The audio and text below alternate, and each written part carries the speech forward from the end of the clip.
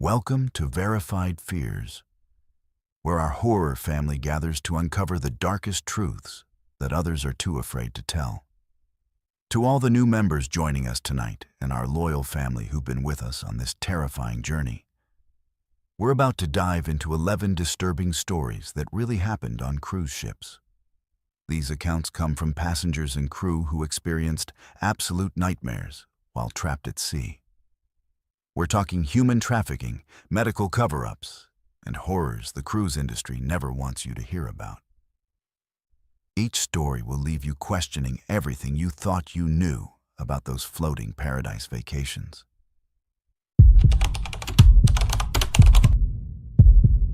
My name is Leon, and I've worked maintenance on cruise ships for 8 years now. I thought I'd seen everything in that time: drunk passengers, medical emergencies, even the occasional death that gets quietly handled by the crew. But nothing, absolutely nothing, prepared me for what I discovered during my night shift on the Caribbean Princess in March of 2019. It was around 3 in the morning when I got the call about a burst pipe in one of the restricted crew areas on Deck 2. These areas are off limits to passengers, tucked away behind unmarked doors that most people would never notice. The pipe was in a section I rarely worked in, down a narrow corridor that always felt colder than the rest of the ship. As I made my way through the maze of service hallways with my toolbox, I noticed how eerily quiet everything was. Even the usual hum of the ship's engines seemed muted down here. The burst pipe was behind a wall panel that I had to remove completely to access the plumbing. As I pulled away the metal sheeting, my flashlight caught something that made my blood run cold. Behind the wall, there was a small room that wasn't on any of the ship's blueprints I'd ever seen. The space was maybe 6 feet by 8 feet, with makeshift bedding on the floor and what looked like food containers scattered around. But it was the scratches on the walls that really got to me. Deep gouges in the metal that looked like they'd been made by fingernails. And below them, words etched in multiple languages that I couldn't understand, but somehow knew were pleas for help.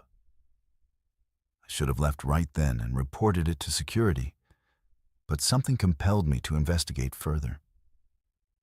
Using my master key card, I accessed other maintenance areas nearby and discovered that this wasn't an isolated incident. There were 3 more hidden rooms, just like the first one, all bearing the same signs of recent habitation and desperate attempts to escape. In one of them, I found a passenger manifest page that had been torn from an official document, with several names highlighted in red ink. I recognized 2 of those names. They belonged to passengers who had supposedly fallen overboard during a storm we'd encountered 4 days earlier. The ship had conducted a thorough search, or so they claimed, but these people were never found. Now I was staring at evidence that suggested they might never have gone overboard at all. My hands were shaking as I took photos with my phone, trying to document everything I was seeing. The smell in these rooms was awful. A mixture of fear, sweat, and something else I couldn't identify but made my stomach turn. There were makeshift toilets fashioned from maintenance buckets, and in the corner of one room, I found a small notebook filled with what appeared to be a desperate log of days and times. The handwriting was shaky, frantic, and the entries spoke of people being moved from room to room, of injections that made them sick, and of others who were taken away and never came back. As I photographed the notebook, I heard footsteps in the corridor outside. My heart hammered against my chest as I quickly stuffed the evidence into my toolbox and tried to look busy with the original pipe repair. 2 security officers appeared at the entrance to the maintenance area, their expressions cold and suspicious. They asked what I was doing there so late, and I explained about the burst pipe, showing them my work order. But their eyes kept darting to the wall panels I'd removed, and I could tell they knew something was off. One of them, a guy named Martinez, who I'd seen around but never really talked to, stepped closer and asked if I'd found anything unusual while doing my repairs. His tone was casual, but there was something threatening underneath it that made every instinct in my body scream danger. I lied and said no, just a standard pipe replacement. But I could see in his eyes that he didn't believe me. After they left, I worked as quickly as possible to fix the actual pipe and get out of there. But as I was gathering my tools, I noticed something that chilled me to the bone. The hidden rooms that I'd discovered were now completely sealed up again. The wall panels perfectly in place as if they'd never been removed. Someone had been watching me the entire time, and as soon as I'd left to get my repair supplies, they'd worked frantically to cover up the evidence. But I still had the photos on my phone, and I still had that notebook hidden in my toolbox. I made it back to my cabin without incident, but I couldn't sleep. Every sound in the corridor outside made me jump, and I kept expecting someone to bang on my door. The next morning, I tried to access the photos I'd taken, but they were gone, completely wiped from my phone's memory as if they'd never existed. Even the backup cloud storage had been somehow accessed and cleaned out. The notebook, however, was still in my toolbox, and I spent hours reading through it, piecing together a horrifying picture of what was happening on our ship. According to the entries, passengers were being selected based on specific criteria. Those traveling alone, those who had paid in cash, those whose disappearance wouldn't immediately trigger an international investigation. They were being sedated during routine medical visits or through their food and drinks, then moved to these hidden areas while the ship was at sea. The notebook described a network of crew members involved in the operation, from medical staff who administered the sedatives to security officers who helped transport the victims. But the most terrifying part was what happened to these people afterward. Some entries suggested they were being sold to buyers who met the ship at certain ports, while others indicated that passengers who became too sick or troublesome were simply disposed of overboard during night shifts. The notebook's final entries were barely legible, written by someone who clearly knew they were running out of time. And they mentioned other ships in the cruise line's fleet where similar operations were taking place. I knew I had to get this information to the authorities. But I also knew that if the wrong people on the ship found out what I'd discovered, I'd end up as another accidental overboard casualty. I started paying closer attention to my surroundings, and what I noticed made my paranoia seem completely justified. Certain crew members would stop their conversations when I walked by, and I caught security officers following me on several occasions. The medical staff began showing unusual interest in my health, offering unsolicited checkups and asking if I needed any medication for seasickness or anxiety. I declined everything and started eating only prepackaged food that I could verify hadn't been tampered with. The ship's internet connection, which was already spotty, became completely unusable whenever I tried to access outside communication or upload anything to external servers. It was clear that my electronic communications were being monitored and blocked. 3 days before we were scheduled to return to port, I overheard a conversation between Martinez and another security officer that confirmed my worst fears. They were discussing how to handle a maintenance problem that needed to be resolved before docking, and from their tone and the way they glanced around, I knew they were talking about me. That night, I made the decision to hide the notebook in a place where it might eventually be found by someone who could do something about it. I sealed it in a waterproof bag and hid it in an air duct in the passenger laundry facility, somewhere that would be accessed during routine maintenance, but not by the crew members who were involved in the conspiracy. I also wrote out everything I could remember on small pieces of paper that I hid throughout my personal belongings, hoping that if something happened to me, investigators might find enough evidence to piece together the truth. The final night of the cruise was the longest of my life. I barricaded my cabin door and stayed awake, listening to every footstep in the corridor outside. Around 4 in the morning, I heard someone trying to use a key card on my door, followed by quiet voices discussing alternate plans. I remained perfectly still, hardly daring to breathe, until I heard them move away. When we finally docked the next morning, I was among the first crew members off the ship, and I immediately went to the police. But when I tried to tell them what I discovered, they informed me that there had been no missing passenger reports filed for our cruise, and that all safety protocols had been properly followed according to the ship's official logs. The investigation I requested was handled internally by the cruise line security department, and I was told that no evidence of wrongdoing had been found. Within a week of filing my report, I received a job termination notice citing performance issues and violation of company policies.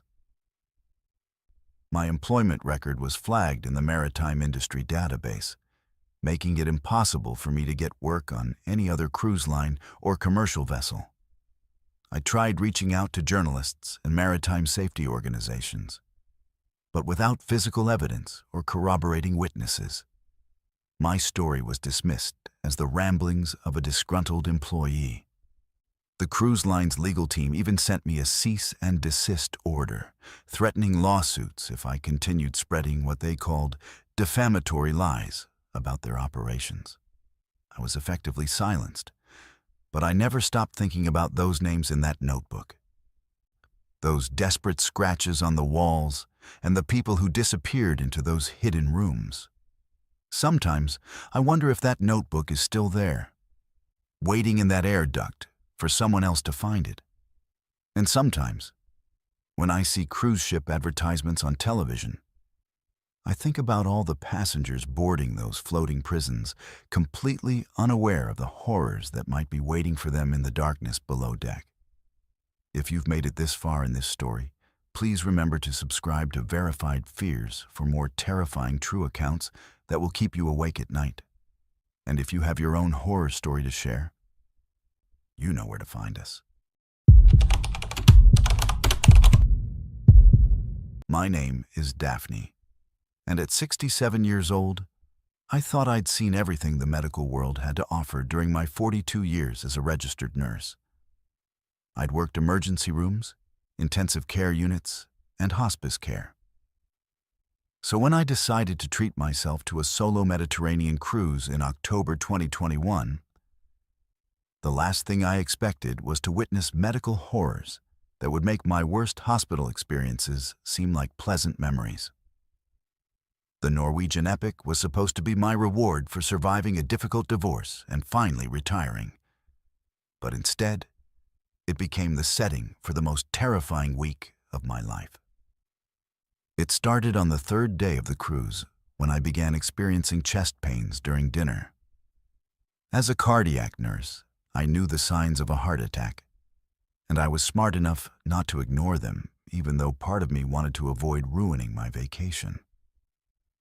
The ship's medical bay was located on Deck 3, accessible through a discreet entrance that most passengers probably never noticed.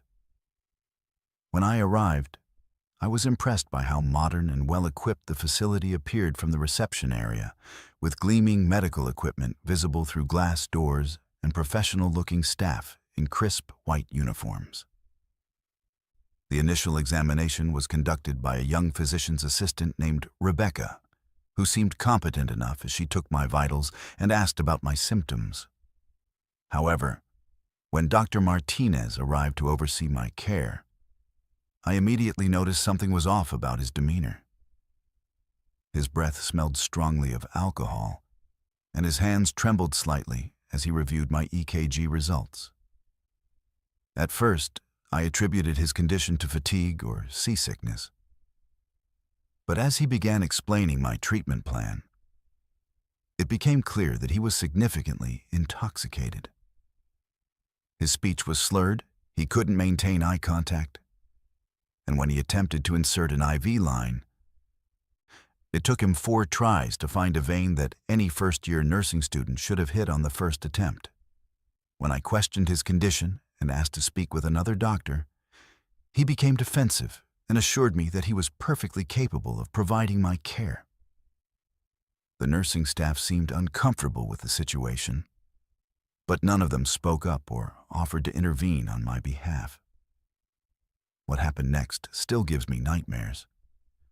Dr. Martinez administered what he claimed was a mild sedative to help with my anxiety. But within minutes, I felt more disoriented than I should have from any standard anti-anxiety medication. My vision became blurry, my hearing seemed muffled, and I had difficulty forming coherent thoughts. Despite my impaired state, I remained conscious enough to observe what was happening around me. And what I witnessed was absolutely horrifying. Through the partially open door of my treatment room, I could see into the main medical bay, where Dr. Martinez was now working on another patient, an elderly man who appeared to be unconscious. The doctor was performing what looked like a minor surgical procedure, but his movements were erratic and unsteady. And I watched in horror as he dropped instruments on the floor and then used them again without any attempt at sterilization. As the hours passed and the medication gradually wore off, I became increasingly aware of conversations taking place among the medical staff that suggested this was not an isolated incident. I heard Rebecca discussing with another nurse about how they needed to be more careful about disposal timing, and how the next port would provide them with an opportunity to handle the backlog. At first, I thought they might be talking about medical waste. But their tone and the specific words they used made it clear they were discussing something far more sinister. Through my partially closed eyelids, I watched as they wheeled a covered gurney past my room, and I could see a human form underneath the sheet. What disturbed me most was that they were moving the body during the middle of the night, and there had been no announcement about a passenger death, which is standard protocol on cruise ships. The body was taken to what appeared to be a storage area rather than the ship's morgue, and I heard them discussing how they would need to process it before morning. My nursing experience had taught me to pay attention to medical procedures and protocols, so I began mentally cataloging every violation I witnessed. Dr. Martinez continued to work while clearly under the influence, performing procedures with contaminated instruments and making decisions that no sober physician would make. I saw him administer medications without checking dosages, ignore obvious signs of patient distress, and at one point, I watched him nearly cause a patient to stop breathing by giving what appeared to be an overdose of sedation medication. The nursing staff seemed to be complicit in covering up his mistakes, falsifying medical records, and coaching patients who regained consciousness about what they should say if anyone asked about their treatment. I realized that I was witnessing a systematic cover-up of medical malpractice that was putting passengers' lives at risk, and possibly worse. The most terrifying moment came around 4 a.m. when I overheard Dr. Martinez and Rebecca discussing my case specifically. They were debating whether I had seen too much and whether I would be likely to report what I had witnessed once I returned home. Dr. Martinez suggested that they could easily justify giving me additional medication that would solve the problem permanently, and Rebecca agreed that it would be safer than risking exposure of their operation. They discussed how they had handled similar situations in the past, mentioning several passengers who had died of apparent heart attacks or strokes while in the medical bay, deaths that had been attributed to their pre-existing conditions rather than any medical negligence. I realized with growing horror that they were planning to kill me to prevent me from reporting what I had seen, and that they had likely killed other passengers who had discovered their operation. Fighting through the remaining effects of the drugs in my system, I forced myself to appear unconscious while carefully listening to their plans. They decided to wait until the morning shift changed to administer what they called the final treatment, which would give them time to prepare the necessary documentation to make my death appear natural. I heard them discussing how they would report that I had suffered a massive heart attack despite their best efforts to save me, and how my advanced age and medical history would make their story completely believable to any investigators. They talked about other passengers they had eliminated using similar methods, describing their deaths with a casual indifference that made my blood run cold. I learned that this operation had been going on for years across multiple ships in the cruise line's fleet, and that Dr. Martinez was just one of several physicians involved in what amounted to a systematic murder scheme disguised as medical care. As dawn approached, I knew I had to escape from the medical bay before they returned to finish what they had started. Using every ounce of strength I could muster, I quietly disconnected my monitoring equipment and made my way to the door. The facility was staffed by a skeleton crew during the early morning hours, and I managed to slip out unnoticed. But I knew that once they discovered my absence, they would come looking for me, and I would have nowhere to hide on a ship in the middle of the Mediterranean Sea. I made my way back to my cabin, but I didn't dare stay there long. Instead, I spent the remaining days of the cruise hiding in public areas, staying close to other passengers and avoiding any situation where I might be alone. I documented everything I could remember about what I had witnessed, writing detailed notes about the medical procedures I had observed, the conversations I had overheard, and the evidence of the cover-up operation. When we finally reached port in Barcelona, I was among the first passengers off the ship, and I immediately contacted local authorities. However, reporting the incident proved to be more complicated than I had anticipated. The Spanish police referred me to maritime authorities, who told me that incidents occurring in international waters fell under different jurisdictions depending on the ship's flag country and the nationality of the passengers involved. I was passed between different agencies and departments, each one claiming that another authority was responsible for investigating my claims. Meanwhile, the cruise line's legal team contacted me with offers to settle any potential medical malpractice claims, clearly hoping to buy my silence before I could pursue formal charges. They presented me with documents claiming that Dr. Martinez had been found to have a medical emergency during my cruise and had been replaced, suggesting that any irregularities in my care were due to his temporary incapacitation rather than systematic negligence. Despite the bureaucratic obstacles and legal pressure, I continued to push for an investigation into what I had witnessed. I contacted medical licensing boards, maritime safety organizations, and even tried reaching out to journalists who specialized in cruise industry investigations. However, without physical evidence or corroborating witnesses, my testimony was treated as the potentially confused recollections of an elderly patient who had been under the influence of medication during a medical emergency. The cruise line provided their own medical records showing that I had received standard care for a minor heart episode and had been discharged in stable condition. Dr. Martinez had mysteriously disappeared from their employment records, with the company claiming that he had never actually worked for them and that I must have been confused about his identity due to the stress of my medical situation. The most disturbing part of this entire experience was not just what I witnessed in that medical bay, but the realization of how easy it would be for cruise lines to cover up medical murders and make them appear to be natural deaths. Passengers who die on cruise ships are often elderly or have pre-existing medical conditions, making it simple to attribute their deaths to natural causes. The ships operate in international waters where investigation protocols are complicated and jurisdiction is unclear. Medical staff have access to drugs that can cause heart attacks or strokes, and they control the documentation of what treatments were provided.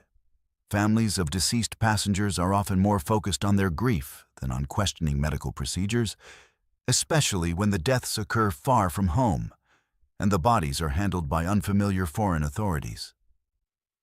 I realized that I had stumbled upon what could be a perfect murder scheme, one that might have been claiming victims for years without anyone ever realizing what was happening. The thought that Dr. Martinez and others like him might still be out there, working on cruise ships and selecting vulnerable passengers for elimination, keeps me awake at night and has made it impossible for me to ever feel safe traveling again. My name is Dean, and as a meteorologist with the National Weather Service, I've spent my career studying storms and weather patterns across the Atlantic. When my wife Sarah and I decided to take a celebrity cruise for our honeymoon in September 2018, I thought my professional knowledge would just help us appreciate the ocean conditions and maybe impress Sarah with some weather trivia. I never imagined that my expertise would uncover a cover-up so massive and disturbing that it would change everything I thought I knew about maritime safety and corporate accountability. The Celebrity Eclipse was supposed to be a 10-day voyage through the North Atlantic, following a route that would take us from New York to Iceland, with stops in Nova Scotia and Greenland. From the moment we boarded, I was fascinated by the ship's weather monitoring equipment and the way the crew tracked atmospheric conditions for both safety and passenger comfort.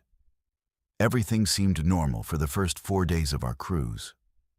The weather was typical for the season, with moderate seas and partially cloudy skies that created beautiful sunsets.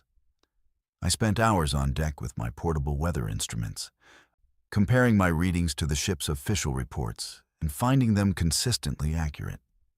Sarah teased me about bringing work equipment on our honeymoon, but she knew how much I loved weather observation, and she enjoyed learning about the meteorological phenomena we encountered. On the 5th night, however, something happened that would transform our romantic getaway into a nightmare that still haunts both of us. We were somewhere in the mid-Atlantic, about 600 miles from the nearest land, when I was awakened around 2 in the morning by what felt like a massive impact that shook the entire ship. The collision was so violent that it threw me from our bed and sent everything in our cabin crashing to the floor. The official announcement came about 30 minutes later, delivered over the intercom by the captain in a calm, measured tone that seemed almost rehearsed. He explained that we had encountered an unexpected severe storm that had caused some damage to the ship's exterior, but that all passengers were safe and there was no immediate danger. He asked everyone to remain in their cabins while the crew assessed the situation and made necessary repairs. As a meteorologist, I immediately knew something was wrong with this explanation. I had been monitoring weather conditions constantly throughout our voyage, and there was no storm system anywhere near our location. The seas had been relatively calm, with winds averaging only 15 to 20 knots and no significant precipitation. The atmospheric pressure readings I had taken just hours before the incident showed no indication of an approaching storm system, and the satellite data I could access through the ship's internet connection confirmed that we were in an area of stable weather.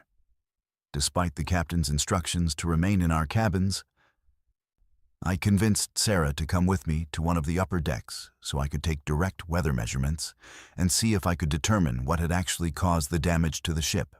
What I discovered made my blood run cold. The night was clear with excellent visibility, light winds and calm seas that were completely inconsistent with the storm story we had been told. More disturbing was the damage I could see along the ship's starboard side, which looked nothing like storm damage. The metal was twisted and punctured in ways that suggested we had collided with something large and solid, not been battered by waves and wind. There were scrape marks along the hull that appeared to have been made by another vessel, and I could see debris caught in some of the damaged areas that looked like pieces of fiberglass and metal rather than natural storm debris. I began documenting everything I could see, taking photographs and detailed notes about the weather conditions, the nature of the damage, and the inconsistencies between the official story and the physical evidence. Sarah helped me collect some of the debris that had washed onto the lower decks, and we found fragments that were clearly from another vessel, including pieces with paint and markings that didn't match anything on our ship. One piece appeared to be part of a life preserver, with partial lettering that we couldn't fully make out in the darkness. As we worked to gather evidence, we noticed increased security activity throughout the ship, with crew members conducting what appeared to be systematic searches of certain areas and removing items that they placed in sealed containers. The crew's behavior was secretive and urgent in a way that suggested they were engaged in some kind of cleanup operation rather than routine storm damage assessment. The next morning brought more disturbing revelations. The captain's daily briefing included updated information about the storm damage, but his description of the weather conditions during the incident contradicted everything I knew about meteorology and everything I had observed directly. He claimed that we had been hit by a sudden squall, with winds exceeding 70 knots and waves over 30 feet high, conditions that would have been impossible to develop in the atmospheric environment I had been monitoring. When I tried to access weather data from external sources to verify the official story, I found that my internet access had been restricted and I could no longer connect to the meteorological databases I normally used for my work. The ship's public weather information system had also been updated to show historical data that supported the storm narrative. But the readings were completely fabricated and inconsistent with basic meteorological principles. During breakfast, I overheard conversations among the crew that made it clear they were all following a scripted story about the previous night's events. When I tried to engage some of the officers in technical discussions about the storm conditions, their answers were vague and contradictory, and it became obvious that they had been coached to provide specific responses to passenger inquiries. One junior officer accidentally referred to the incident as a collision before quickly correcting himself and returning to the storm narrative. The ship's daily newsletter included a detailed account of the storm that was filled with meteorological impossibilities, describing wind patterns and pressure systems that could not have occurred simultaneously in the same location. It was clear that someone had written the storm story without any real understanding of weather science. Assuming that passengers wouldn't have the knowledge to recognize the fabrications, as the day progressed, Sarah and I noticed that other passengers were beginning to ask questions about the inconsistencies in the official story. Several people commented that they hadn't experienced the kind of motion that would be expected during a severe storm, and others mentioned that they had seen lights from what appeared to be another vessel just before the impact. However, whenever groups of passengers began discussing their observations, crew members would quickly intervene to redirect conversations or separate the groups. We watched as passengers who asked too many questions were approached by security officers and taken aside for private conversations, after which they seemed reluctant to continue discussing the incident. The atmosphere on the ship became increasingly tense as more people realized that something wasn't right about the official explanation. That afternoon, I made a discovery that confirmed my worst suspicions about what had really happened. While exploring areas of the ship that were supposed to be off-limits to passengers, I found a storage area where crew members had collected debris from the collision. Among the items stored there were pieces of another vessel that were much larger than the fragments Sarah and I had found on deck. I could see parts of a hull with registration numbers that I was able to photograph, as well as personal items that had clearly belonged to people on the other vessel, including life jackets, pieces of furniture, and even what appeared to be luggage. The amount of debris suggested that the other vessel had been severely damaged or possibly destroyed in the collision, and the presence of personal items indicated that there had been people aboard when the accident occurred. The most horrifying discovery came when I found a section of the storage area that contained what appeared to be human remains. I'm not a medical expert, but I had seen enough accident scenes during my years working with emergency responders to recognize body parts when I saw them. The remains were wrapped in plastic and stored in a refrigerated container, clearly being preserved as evidence or for disposal rather than being treated with the respect due to accident victims. The implications of this discovery were staggering. Not only had our ship collided with another vessel, but people had died in the collision. And the cruise line was covering up their deaths rather than reporting the incident to authorities. I realized that we weren't just dealing with a simple accident cover-up, but potentially with multiple homicides and a conspiracy that reached the highest levels of the ship's command structure. I knew that I had to document everything I had found. But I also realized that Sarah and I were now in serious danger. If the crew was willing to cover up a collision that had killed people, they would certainly be willing to silence passengers who had discovered evidence of their crimes. I used my phone to photograph everything I could, storing the images in multiple cloud storage accounts and sending copies to trusted colleagues back home with instructions to contact authorities if anything happened to us. Sarah and I developed a system of staying in public areas during the day and never being alone in our cabin, always making sure that other passengers could see us and account for our whereabouts. We also began leaving detailed notes about our discoveries in various locations throughout the ship, hoping that if we disappeared, someone else might find the evidence and continue the investigation.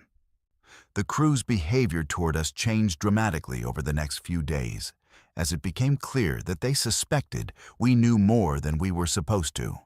Security officers began following us openly, no longer making any attempt to be discreet about their surveillance. Our cabin was searched multiple times while we were away, with items moved and personal belongings obviously examined.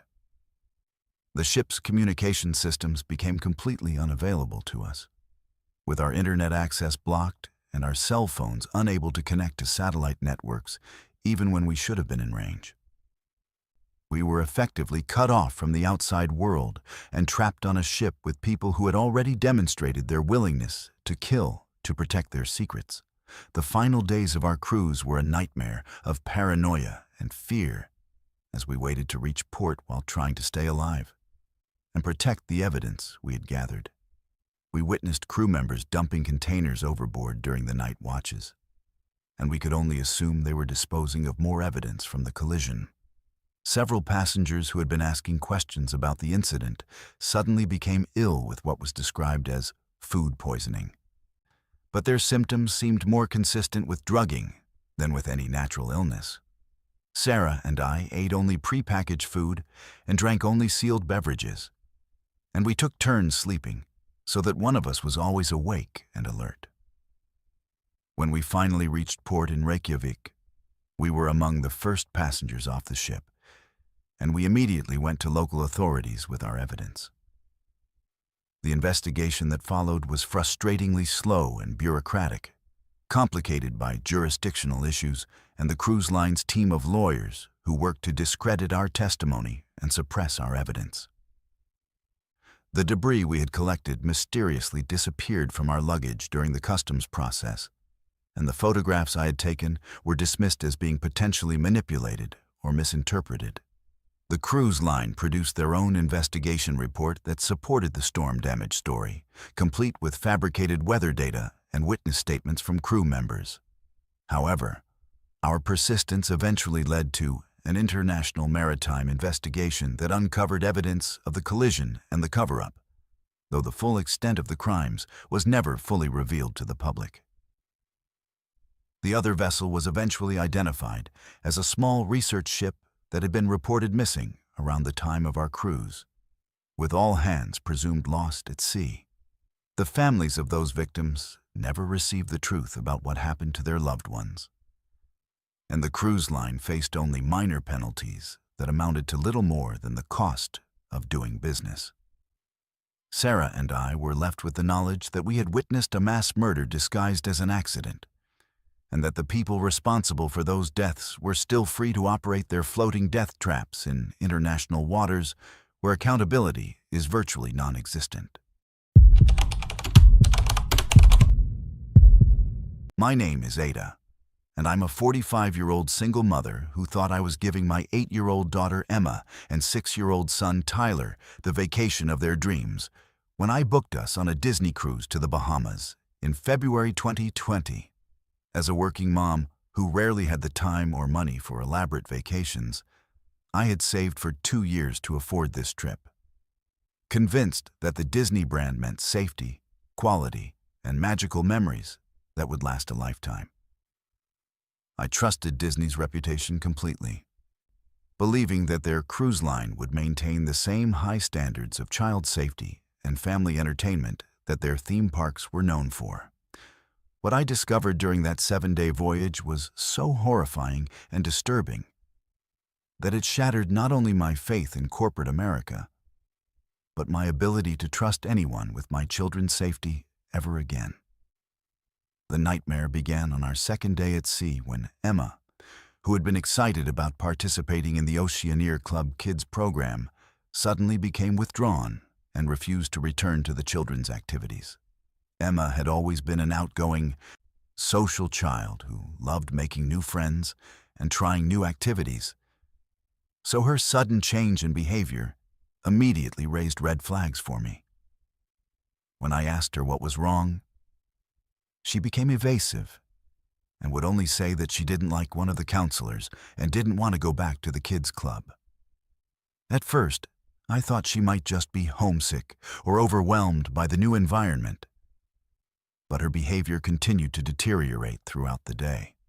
She became clingy and anxious, refusing to let me out of her sight and waking up multiple times during the night with what appeared to be nightmares.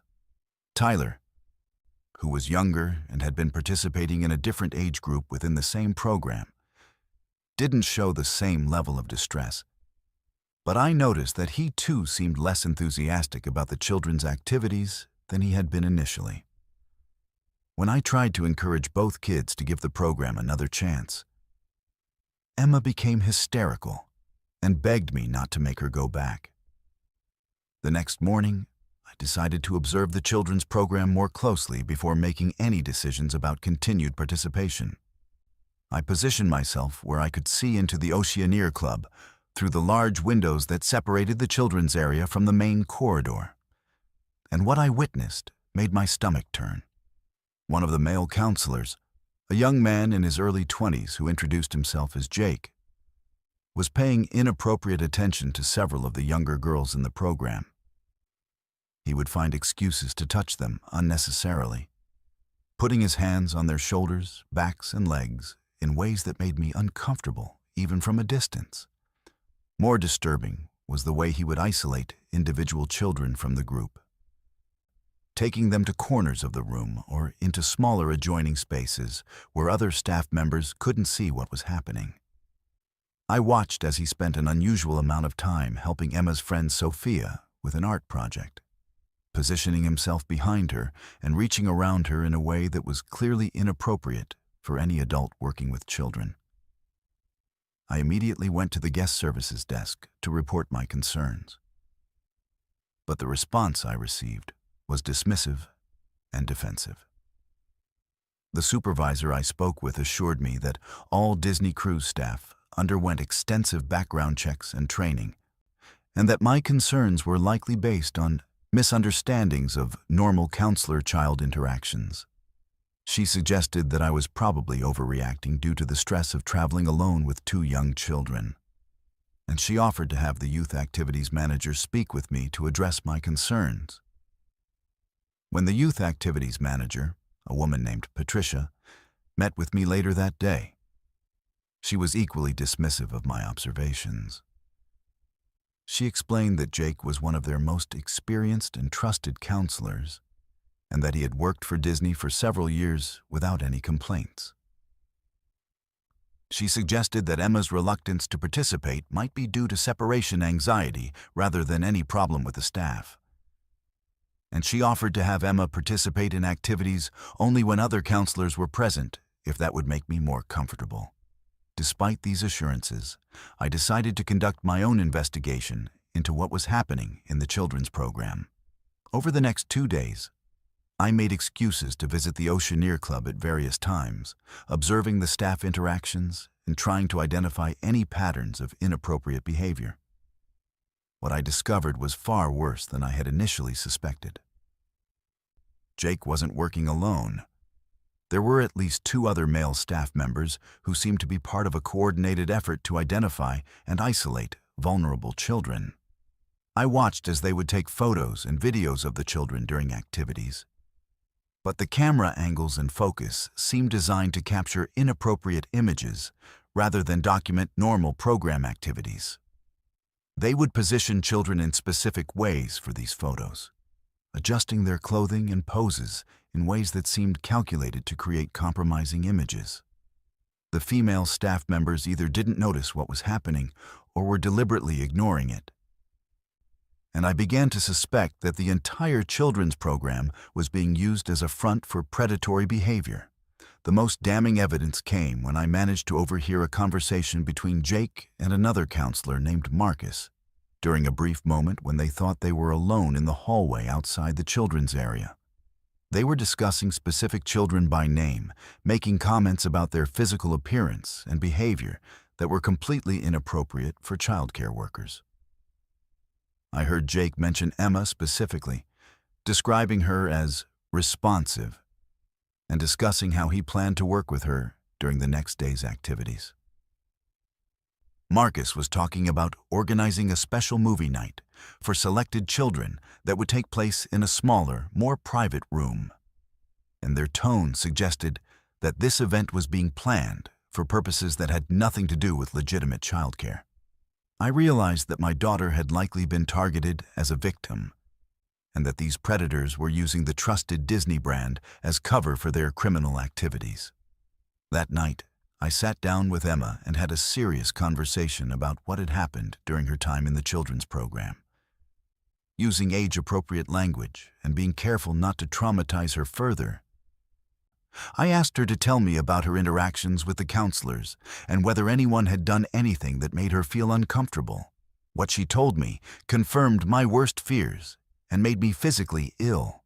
Jake had touched her inappropriately during what he called special games, and he had taken photos of her that she instinctively knew were wrong, even though she couldn't articulate why. He had told her that these activities were normal parts of the Disney program, but that they needed to be kept secret from parents because adults wouldn't understand how special and fun they were. Emma had been too confused and frightened to say anything initially, but her child's instinct that something was wrong had made her refuse to return to the program. I realized that if I hadn't noticed her behavioral changes and investigated further, she could have been subjected to escalating abuse throughout the remainder of our cruise. I immediately contacted ship security to report what Emma had told me, but their response was even more disturbing than the original incident. The security officer I spoke with seemed more concerned about protecting the cruise line's reputation than investigating serious allegations of child abuse. He suggested that children often make up stories or misinterpret normal adult behavior, and he questioned whether Emma's account was reliable given her young age and the stressful environment of being on a cruise ship. When I demanded that they investigate Jake and the other counselors I had observed, I was told that any formal investigation would require contacting law enforcement authorities at our next port of call, which could result in significant delays and complications for all passengers. The security officer strongly suggested that I reconsider filing a formal complaint, implying that doing so would ruin not only my family's vacation, but the vacations of hundreds of other passengers who would be inconvenienced by the investigation process. Frustrated by the lack of response from ship security, I decided to take matters into my own hands and gather more evidence of the predatory behavior I had witnessed. Using my phone, I began discreetly recording interactions between the male counselors and children during public activities, documenting the inappropriate touching and positioning I had observed. I also took photos of the staff members involved so that I could provide clear identification to authorities once we returned to port. However, my investigation efforts were quickly discovered by the cruise staff, and I found myself being watched and followed by security personnel who seemed determined to prevent me from gathering additional evidence. My cabin was searched while I was away, ostensibly as part of routine safety inspections, but it was clear that they were looking for any recordings or photos I might have taken. The harassment and intimidation became so intense that I began to fear for my family's safety, wondering if the cruise line would go to extreme lengths to prevent their criminal conspiracy from being exposed.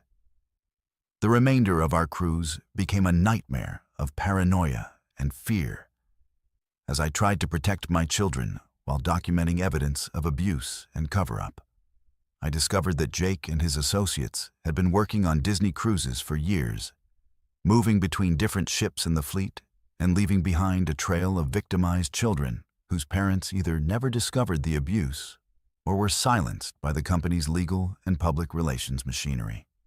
I learned from other parents that several children had experienced similar problems during previous cruises, but their complaints had been dismissed or suppressed through a combination of intimidation, legal threats, and financial settlements that included non-disclosure agreements. The Disney Corporation's reputation for family-friendly entertainment provided perfect cover for predators who could exploit parental trust and corporate protection to access vulnerable victims. I realized that Emma and Tyler were just the latest in a long line of children who had been harmed by a system that prioritized profit and reputation over child safety. When we finally returned to port in Miami, I immediately contacted local law enforcement and child protective services to report what had happened during our cruise. However, the investigation process proved to be incredibly frustrating and ultimately ineffective. The cruise line's legal team worked aggressively to discredit my testimony and suppress the evidence I had gathered, claiming that I was an unstable single mother who was trying to extort money from Disney through false accusations. They produced character witnesses who testified that Jake and the other counselors were exemplary employees, and they presented alternative explanations for Emma's behavioral changes that attributed them to normal childhood stress rather than abuse. The photos and recordings I had taken were dismissed as being taken out of context or manipulated to support my preconceived conclusions. Despite clear evidence of inappropriate behavior, the criminal investigation was closed without charges being filed. And the only consequence for the perpetrators was their quiet transfer to other positions within the Disney Corporation, where they would have access to different groups of potential victims. The civil lawsuit I filed against Disney was eventually settled out of court for a sum that barely covered my legal expenses and therapy costs for Emma, who continues to struggle with trust issues and anxiety related to her traumatic experience. The settlement agreement included a strict non-disclosure clause that prevents me from publicly discussing the specific details of what happened during our cruise. But it doesn't prevent me from speaking in general terms about the dangers that children face in environments where predators can operate with institutional protection. Emma is now in her early teens, and she still has nightmares about that cruise and struggles with anxiety in social situations involving unfamiliar adults. The experience taught me that no corporation, no matter how trusted or family-friendly their reputation, can be relied upon to prioritize child safety over their own financial interests. I've become an advocate for stronger oversight of cruise ship activities and better protection for children in travel and entertainment environments. But I know that there are still predators out there using positions of trust and corporate protection to access and harm vulnerable children. The fact that Jake and his associates were never prosecuted and were simply moved to other positions where they could continue their predatory behavior haunts me every day. And I live with the knowledge that other families are probably experiencing the same nightmare that destroyed my faith in corporate America and my children's sense of safety in the world. My name is Adeline, and I was 22 years old when I booked my first cruise in March 2022, celebrating my graduation from college with what I thought would be a relaxing solo trip to the Western Caribbean. As a broke college student, I had saved every penny for 2 years to afford even the cheapest interior cabin on the Carnival Freedom, a tiny windowless room on deck 2 that was barely larger than a closet. I didn't care about the lack of amenities or natural light because I planned to spend most of my time exploring the ship and enjoying the destinations, using my cabin only for sleeping and storing my belongings. What started as an adventure in independence and self-discovery quickly became a terrifying ordeal that made me question my safety and sanity, as I realized that someone with access to my room was watching my every move and had plans for me that went far beyond simple harassment or theft. The first sign that something was wrong came on my second night aboard the ship, when I returned to my cabin around 11 p.m. after spending the evening at one of the ship's lounges. As I opened my cabin door, I immediately noticed that things weren't quite the way I had left them. My suitcase, which I had positioned at the foot of the bed, was now several inches to the left, and my toiletries on the bathroom counter had been rearranged in a subtle but noticeable way. At first, I assumed that housekeeping had been in my room and had simply moved things while cleaning. But something about the changes felt more deliberate and invasive than routine maintenance would explain. I called the front desk to ask if housekeeping had visited my cabin that evening, and I was told that all cleaning services had been completed by early afternoon, well before I had left my room for dinner. The customer service representative suggested that I might have simply forgotten exactly how I had arranged my belongings, but I knew with absolute certainty that someone had been in my cabin and had deliberately moved my personal items.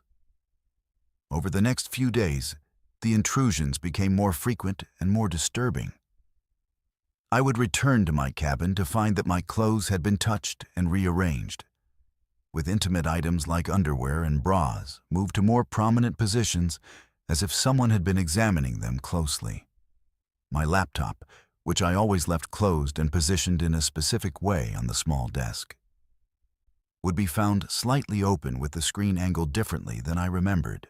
Most unsettling was the discovery that someone had been going through my phone while I was away from the cabin, as evidenced by apps being left open that I hadn't used and photos being viewed that I hadn't accessed recently. I began taking detailed photos of my cabin arrangement before leaving each day, documenting the exact position of every item so I could prove to myself that I wasn't imagining the intrusions. The evidence was undeniable. Someone with access to my room was regularly entering when I was away and systematically examining my personal belongings.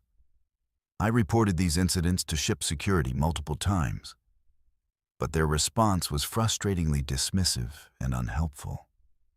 The security officers suggested that I was probably experiencing stress from traveling alone and might be misremembering how I had arranged my belongings. They claimed that only authorized housekeeping staff had access to passenger cabins, and that all crew members underwent extensive background checks that would prevent anyone with criminal intentions from working on the ship.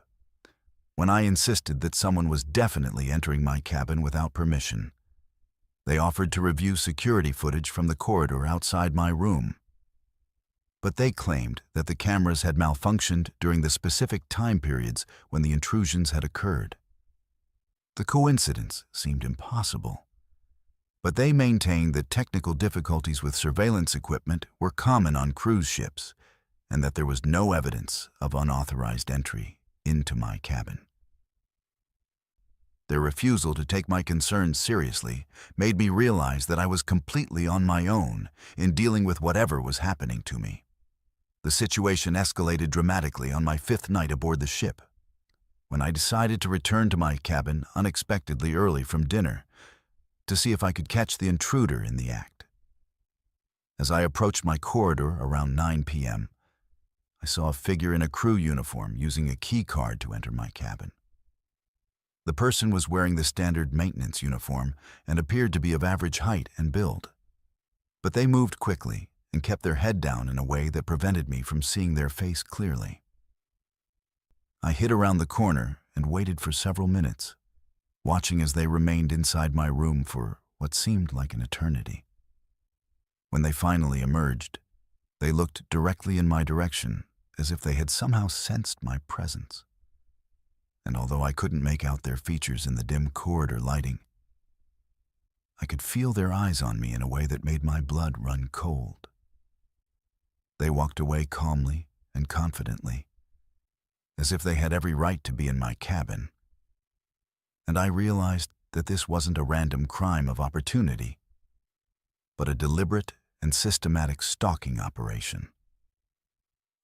I waited until the person was completely out of sight before entering my cabin, and what I found inside made me physically sick with fear and revulsion.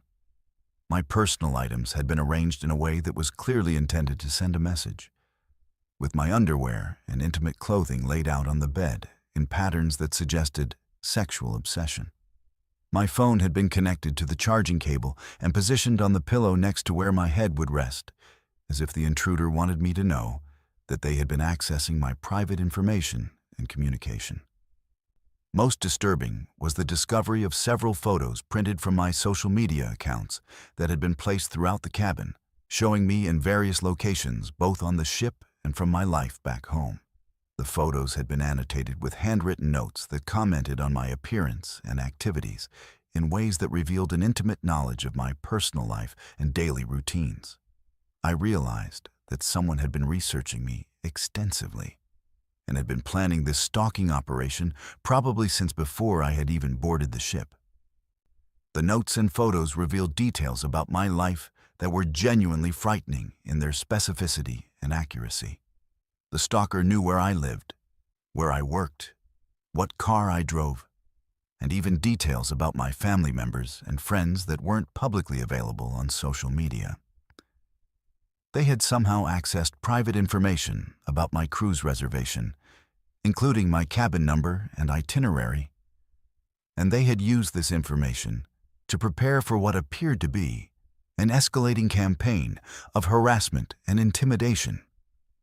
One of the notes mentioned that they knew I was traveling alone and had no one to protect me, while another described specific sexual acts they wanted to perform with me in graphic detail that made me feel physically ill.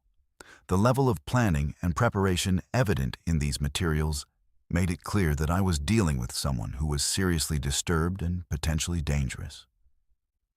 Not just a crew member taking advantage of access to passenger cabins for petty theft or pranks.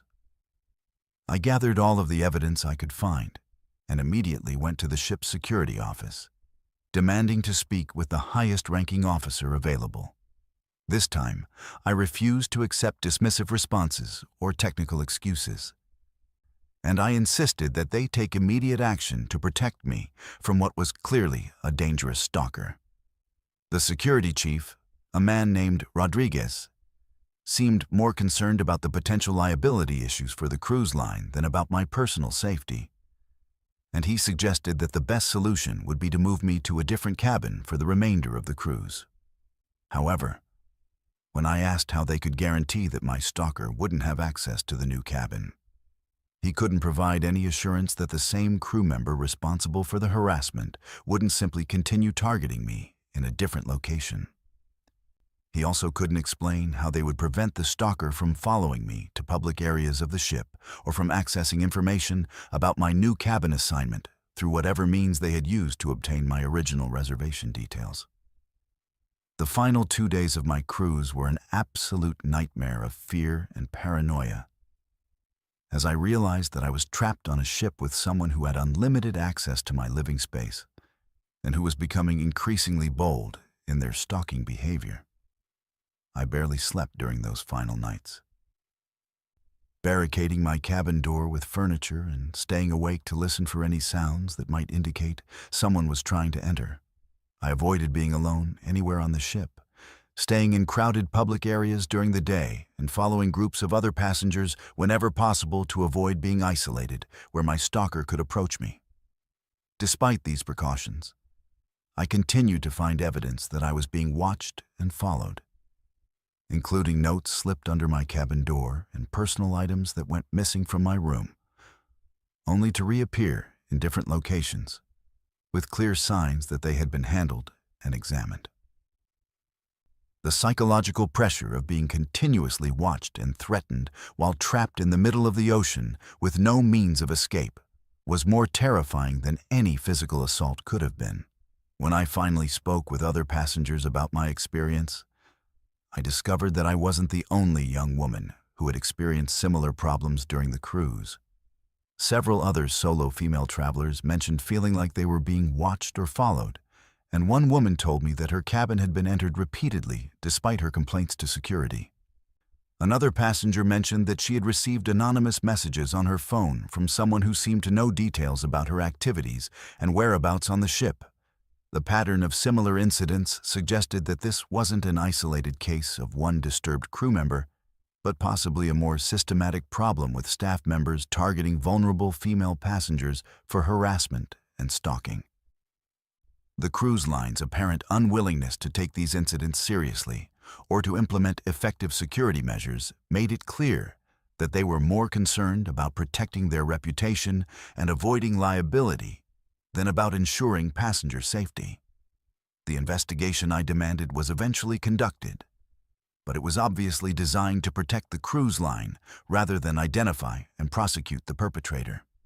Security officers claimed that their review of personnel records and interviews with crew members had failed to identify anyone who could have been responsible for the stalking incidents. They suggested that I might have been the victim of a random crime committed by someone who had somehow obtained unauthorized access to crew key cards, making it impossible to trace the perpetrator through normal security protocols. The evidence I had collected, including the photos and handwritten notes, was dismissed as being potentially fabricated or obtained through other means. And the cruise line's legal team suggested that pursuing the matter further could result in defamation charges if I couldn't prove my allegations in court. The message was clear. They wanted me to drop the matter and accept that nothing would be done to identify or punish the person who had terrorized me throughout my cruise. When I returned home, I contacted local law enforcement and tried to pursue criminal charges against the unknown stalker. But the jurisdictional complications of crimes committed in international waters made prosecution nearly impossible. The FBI agent I spoke with explained that maritime crimes were extremely difficult to investigate and prosecute, especially when the perpetrator couldn't be identified and the cruise line wasn't cooperating with the investigation. The photos and notes I had collected as evidence disappeared from my luggage during the disembarkation process, leaving me with no physical proof of what had happened during my cruise.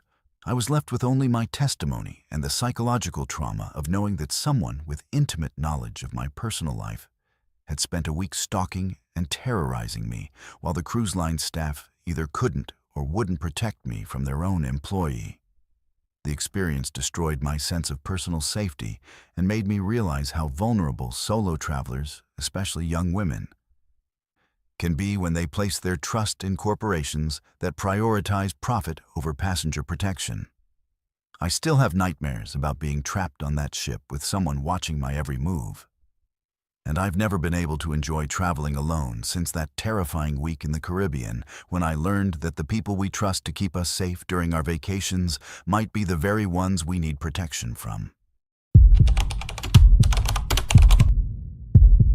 My name is Evan, and I'm a 31-year-old marine engineer who has worked on commercial vessels for over a decade, specializing in the massive diesel engines that power cruise ships and cargo vessels across the world's oceans. In November 2017, I was contracted to work aboard an MSC cruise ship during its Baltic Sea route, a routine assignment that should have been nothing more than standard maintenance and monitoring of the ship's propulsion systems. What I witnessed during that 2-week voyage was a catastrophic mechanical failure that killed 2 of my fellow crew members, followed by a corporate cover-up so extensive and ruthless that it changed everything I believed about maritime safety and the value that cruise lines place on human life. The incident that would haunt me for the rest of my career began on our 6th day at sea. When we were approximately 200 miles off the coast of Norway, in some of the roughest waters I had ever experienced during my time working cruise ships. The ship's main engine room housed 4 massive diesel engines, each one capable of generating over 20,000 horsepower, and weighing more than a loaded tractor trailer. These engines operated under extreme conditions, with internal temperatures exceeding 1,500 degrees Fahrenheit and pressures that could crush a human body in seconds if something went wrong with the containment systems. As the senior engineer on duty that morning, I was responsible for monitoring engine performance and ensuring that all safety protocols were being followed by the maintenance crew working in the engine room. The first sign of trouble came around 10:30 a.m. when I noticed unusual vibrations coming from engine number 3 that suggested a potential problem with the massive connecting rods that transfer power from the pistons to the crankshaft. These connecting rods are under tremendous stress during normal operation, and any weakness or fatigue in the metal can lead to catastrophic failure that sends shrapnel flying through the engine room at velocities that can penetrate steel bulkheads. I immediately ordered a shutdown of engine number 3 so we could conduct a thorough inspection of the connecting rod assembly. But the ship's chief engineer, a man named Captain Larson, who had been working for MSC for over 20 years, overruled my decision and ordered the engine to remain online. He claimed that we were behind schedule and couldn't afford the time it would take to properly inspect and repair whatever was causing the vibrations, and he insisted that the engine could continue operating safely until we reached our next port in Stockholm. When I explained that the vibration patterns I was observing indicated a high probability of catastrophic failure that could kill anyone working in the engine room, he dismissed my concerns as overcautious and threatened to have me removed from the ship if I didn't follow his orders to keep all engines operating at full capacity. The conversation was witnessed by several other crew members, including 2 mechanics named Rodriguez and Thompson, who would be dead within hours because of Captain Larson's decision to prioritize the crew's schedule over crew safety. The catastrophic failure occurred at exactly 2:15 p.m., when engine number 3 suffered a complete connecting rod failure that sent a piece of metal weighing over 400 pounds flying across the engine room at a velocity that later investigations estimated exceeded 300 miles per hour. The projectile struck Rodriguez in the chest, killing him instantly and severing his body nearly in half before embedding itself in the steel bulkhead on the opposite side of the engine room. The secondary explosion that followed when the damaged engine ruptured its fuel lines created a fireball that engulfed the entire engine compartment, trapping Thompson in a section where the fire suppression systems had been damaged by flying debris from the initial failure. I watched helplessly as Thompson burned to death, his screams echoing through the engine room as the automatic fire suppression systems failed to activate because the control lines had been severed by the same projectile that had killed Rodriguez. The heat from the fire was so intense that it began melting the steel bulkheads, and the toxic smoke from burning diesel fuel and lubricating oil made it impossible for rescue teams to reach Thompson before he died from smoke inhalation and thermal injuries. In the immediate aftermath of the disaster, Captain Larson took complete control of the situation in ways that made it clear he was more concerned about protecting MSC's reputation than investigating the cause of the accident or ensuring that similar failures couldn't happen on other ships in the fleet.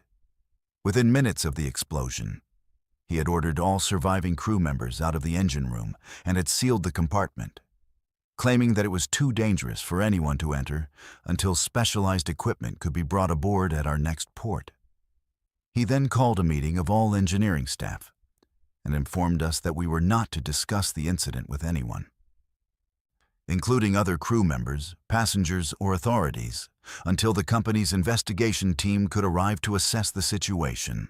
When I pointed out that maritime law required immediate reporting of fatal accidents to Coast Guard authorities, he told me that the company's legal department would handle all communication with regulatory agencies, and that unauthorized disclosure of information about the accident could result in criminal charges for violating confidentiality agreements that all crew members had signed as part of their employment contracts.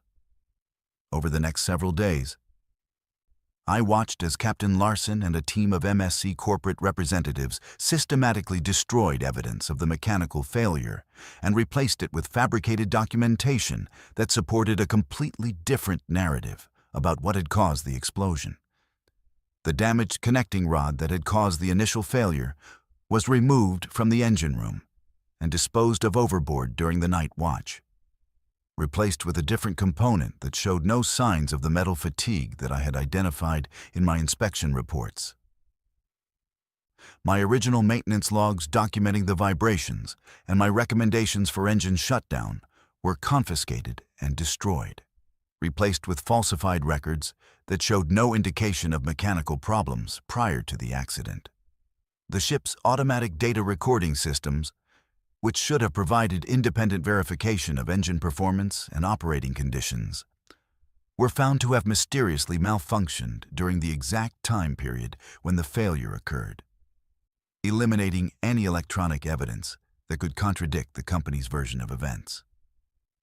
The official investigation report prepared by MSC's Internal Safety Department concluded that the explosion had been caused by human error rather than mechanical failure, specifically claiming that Rodriguez and Thompson had been performing unauthorized maintenance procedures that had caused them to accidentally damage critical engine components.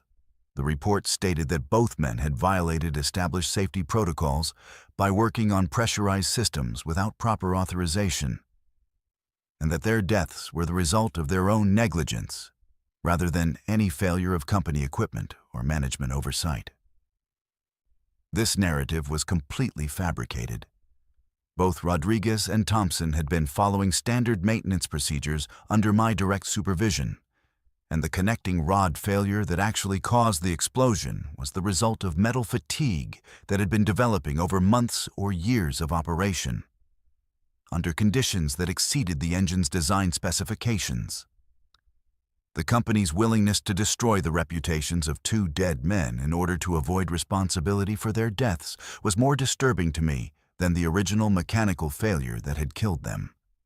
When I attempted to contact maritime safety authorities to report the cover-up and provide accurate information about the cause of the accident, I discovered that MSC's legal team had already been in communication with regulatory agencies in multiple countries, providing their falsified version of events and portraying me as a disgruntled employee who was trying to blame the company for an accident that had been caused by crew negligence.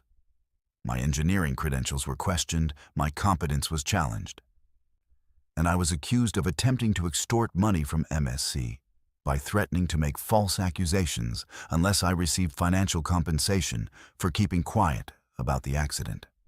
The company's legal resources were virtually unlimited, and they were able to present a coordinated defense that made it extremely difficult for outside investigators to determine what had actually happened in the engine room. During those critical moments when two men died because of corporate negligence and cost-cutting measures that had left the ship operating with equipment that was fundamentally unsafe.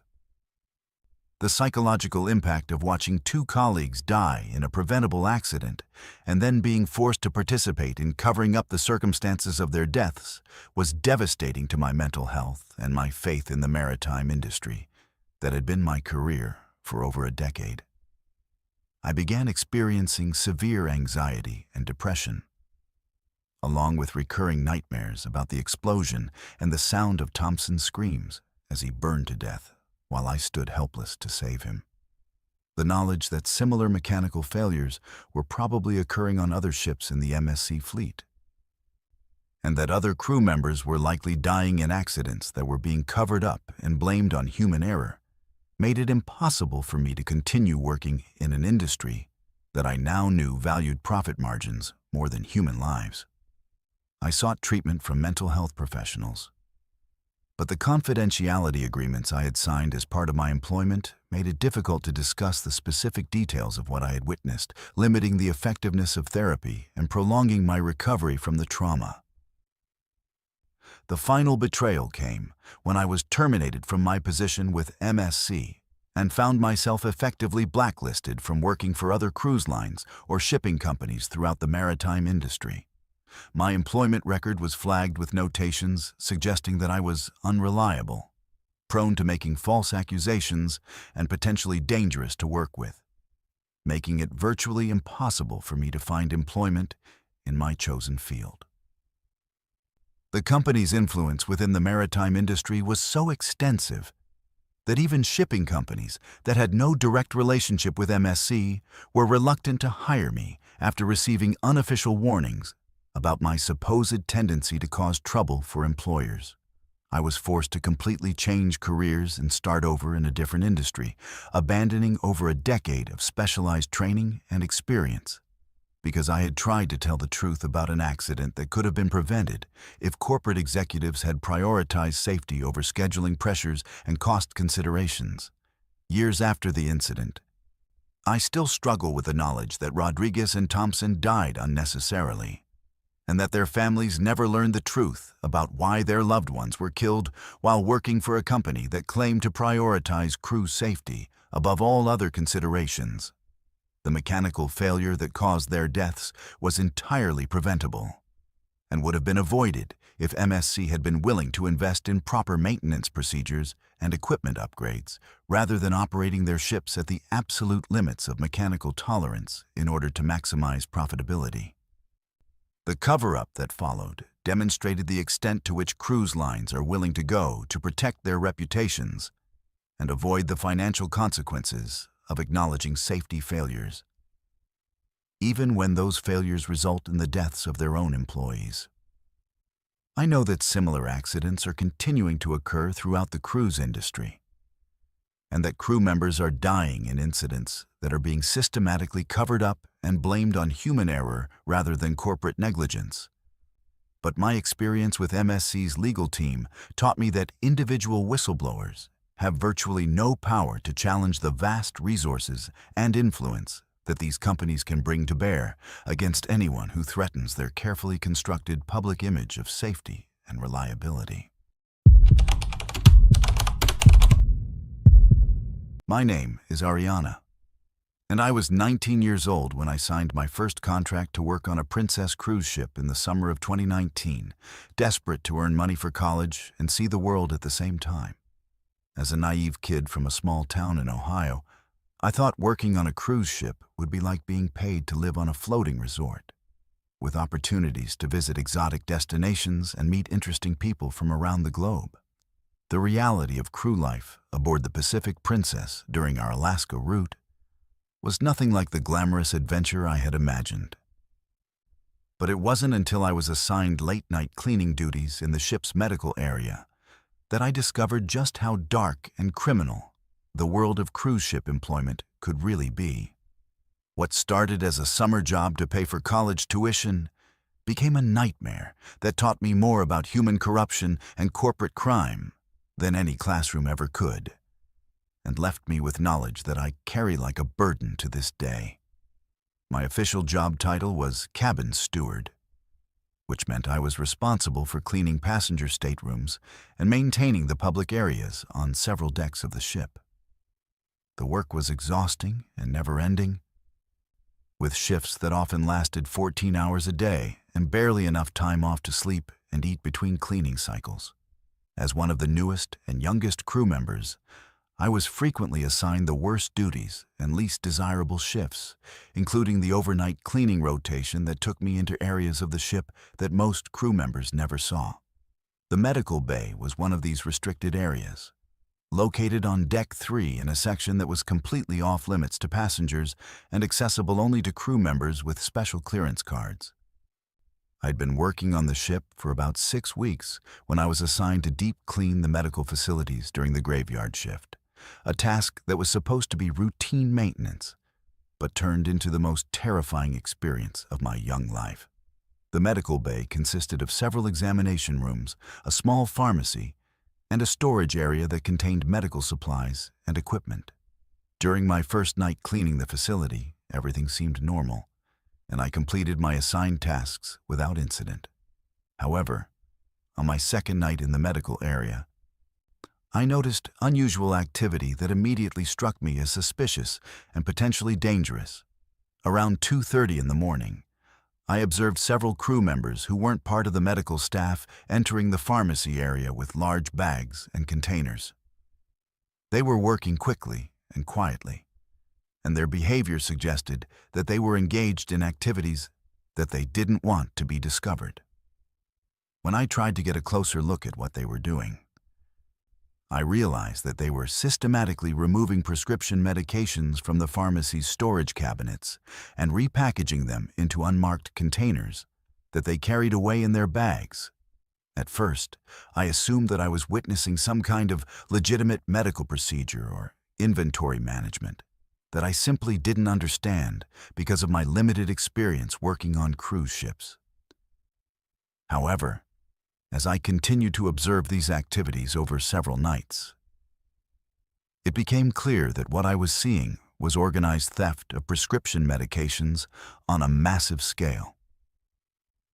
The crew members involved in the operation included people from various departments throughout the ship, including housekeeping supervisors, food service workers, and even some of the junior officers who had access to restricted areas.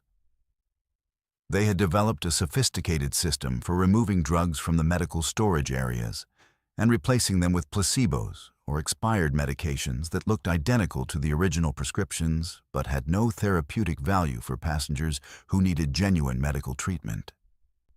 The full scope of the operation became apparent when I accidentally stumbled upon a conversation between two of the crew members involved in the drug theft ring. They were discussing how they had been selling stolen medications to contacts at various ports along our route, generating thousands of dollars in profit that was being shared among the participants in the conspiracy. More disturbing was their casual discussion of how they were replacing vital medications like heart drugs, insulin, and pain relievers with fake substitutes that could potentially kill passengers who depended on those medications for their health and survival. They talked about several passengers who had died during previous cruises after receiving fake medications from the ship's medical staff. Deaths that had been attributed to natural causes rather than the criminal negligence that had actually killed them. When I realized the full extent of what I was witnessing, I knew that I had to report the criminal activity to ship authorities. But I also understood that some of the people involved in the drug trafficking operation held positions of authority that would make it dangerous for me to come forward as a whistleblower. I decided to document everything I could observe. Using my phone to take photos and videos of the crew members removing medications from the pharmacy and repackaging them for sale, I also began keeping detailed written notes about the times, dates, and specific individuals involved in the operation, hoping that I could eventually present this evidence to law enforcement authorities once we returned to port. However, my attempts to gather evidence were discovered by the criminals, and I quickly found myself in a situation where my safety and possibly my life were at risk. The confrontation came during my 4th week of observing the drug trafficking operation, when I was caught photographing one of the crew members repackaging stolen insulin that was desperately needed by diabetic passengers aboard the ship. The man who caught me was Rodriguez, a housekeeping supervisor who had been working for Princess for several years and seemed to be one of the leaders of the criminal operation. Instead of trying to explain away what he was doing or deny his involvement in the drug theft, Rodriguez immediately threatened me with violence if I reported what I had seen to anyone in authority. He told me that several crew members who had discovered the operation in the past had suffered accidents that had either killed them or left them so badly injured that they were unable to work and had been quietly discharged from the ship at remote ports where they couldn't get help from authorities. Rodriguez made it clear that I had 2 choices. I could either join the criminal operation and share in the profits from selling stolen medications, or I could suffer the same fate as the previous crew members who had tried to expose the drug trafficking ring. To demonstrate that his threats were serious, he showed me photos on his phone of crew members who had been beaten, stabbed, and in one case apparently thrown overboard after they had refused to participate in the criminal conspiracy or had threatened to report it to authorities. The photos were horrifying evidence of violence that had been inflicted on people who had tried to do the right thing. And Rodriguez made it clear that he had no qualms about ordering similar violence against me if I didn't cooperate with his demands. Faced with the choice between participating in criminal activity that was potentially killing innocent passengers or risking my own life by refusing to cooperate, I made the decision to pretend to go along with the operation while secretly planning to escape from the ship and report everything to law enforcement at our next port. Rodriguez assigned me specific tasks within the drug trafficking operation, including helping to repackage stolen medications and disposing of evidence that could link the crew members to the thefts. As I participated in these activities, I continued to document everything I could, taking additional photos and gathering more detailed information about how the operation worked and who was involved at various levels of the conspiracy. The most horrifying aspect of the drug trafficking ring was learning about the passengers who had died as a direct result of receiving fake medications instead of the life-saving treatments they needed. Rodriguez and the other criminals kept detailed records of their activities, including lists of passengers who had been given placebos instead of real medications and the dates when those passengers had subsequently died from medical emergencies that could have been prevented with proper treatment. I saw documentation of diabetic passengers who had died from insulin shock after receiving fake insulin, heart patients who had suffered fatal cardiac events after their heart medications were replaced with sugar pills, and cancer patients who had died agonizing deaths after their pain medications were stolen and replaced with worthless substitutes. The criminal operation had been going on for years across multiple ships in the Princess Fleet, with crew members being transferred between vessels to spread the drug trafficking network throughout the cruise line's operations. The profits from selling stolen medications were enormous, with some individual crew members earning more from drug trafficking than they made from their legitimate cruise ship salaries. The operation was protected by a network of corrupt officers and supervisors who received portions of the profits in exchange for their silence and cooperation in covering up the crimes. Passengers who complained about ineffective medications or medical treatment were dismissed as hypochondriacs or drug seekers, and their deaths were routinely attributed to pre-existing conditions rather than the criminal negligence that had actually killed them. My escape from the criminal operation came when we docked in Juneau, Alaska, and I was able to slip away from the ship during a brief shore leave period. I immediately went to local law enforcement authorities and turned over all of the evidence I had gathered documenting the drug trafficking ring and the murders that had resulted from passengers receiving fake medications. However, the investigation that followed was complicated by jurisdictional issues and the cruise line's legal resources, which were used to discredit my testimony and suppress evidence of criminal activity. Several of the crew members I had identified as participants in the drug trafficking operation mysteriously disappeared from the ship before investigators could interview them, and key evidence from the ship's pharmacy was destroyed or went missing during the investigation process. Despite the obstacles created by Princess's legal team and the difficulties of investigating crimes that had occurred in international waters, my testimony eventually led to a federal investigation that uncovered evidence of systematic drug trafficking and patient endangerment across multiple cruise ships.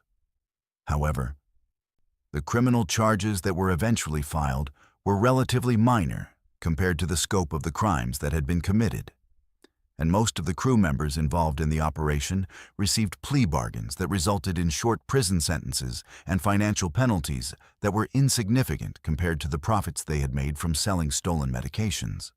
The cruise line itself faced only regulatory sanctions and civil lawsuits that amounted to little more than the cost of doing business. And there was no meaningful reform of the systems that had allowed the criminal operation to flourish for years without detection. The experience of working on that cruise ship and discovering the drug trafficking operation changed my entire perspective on corporate crime and the vulnerability of ordinary people who trust large companies with their safety and well-being.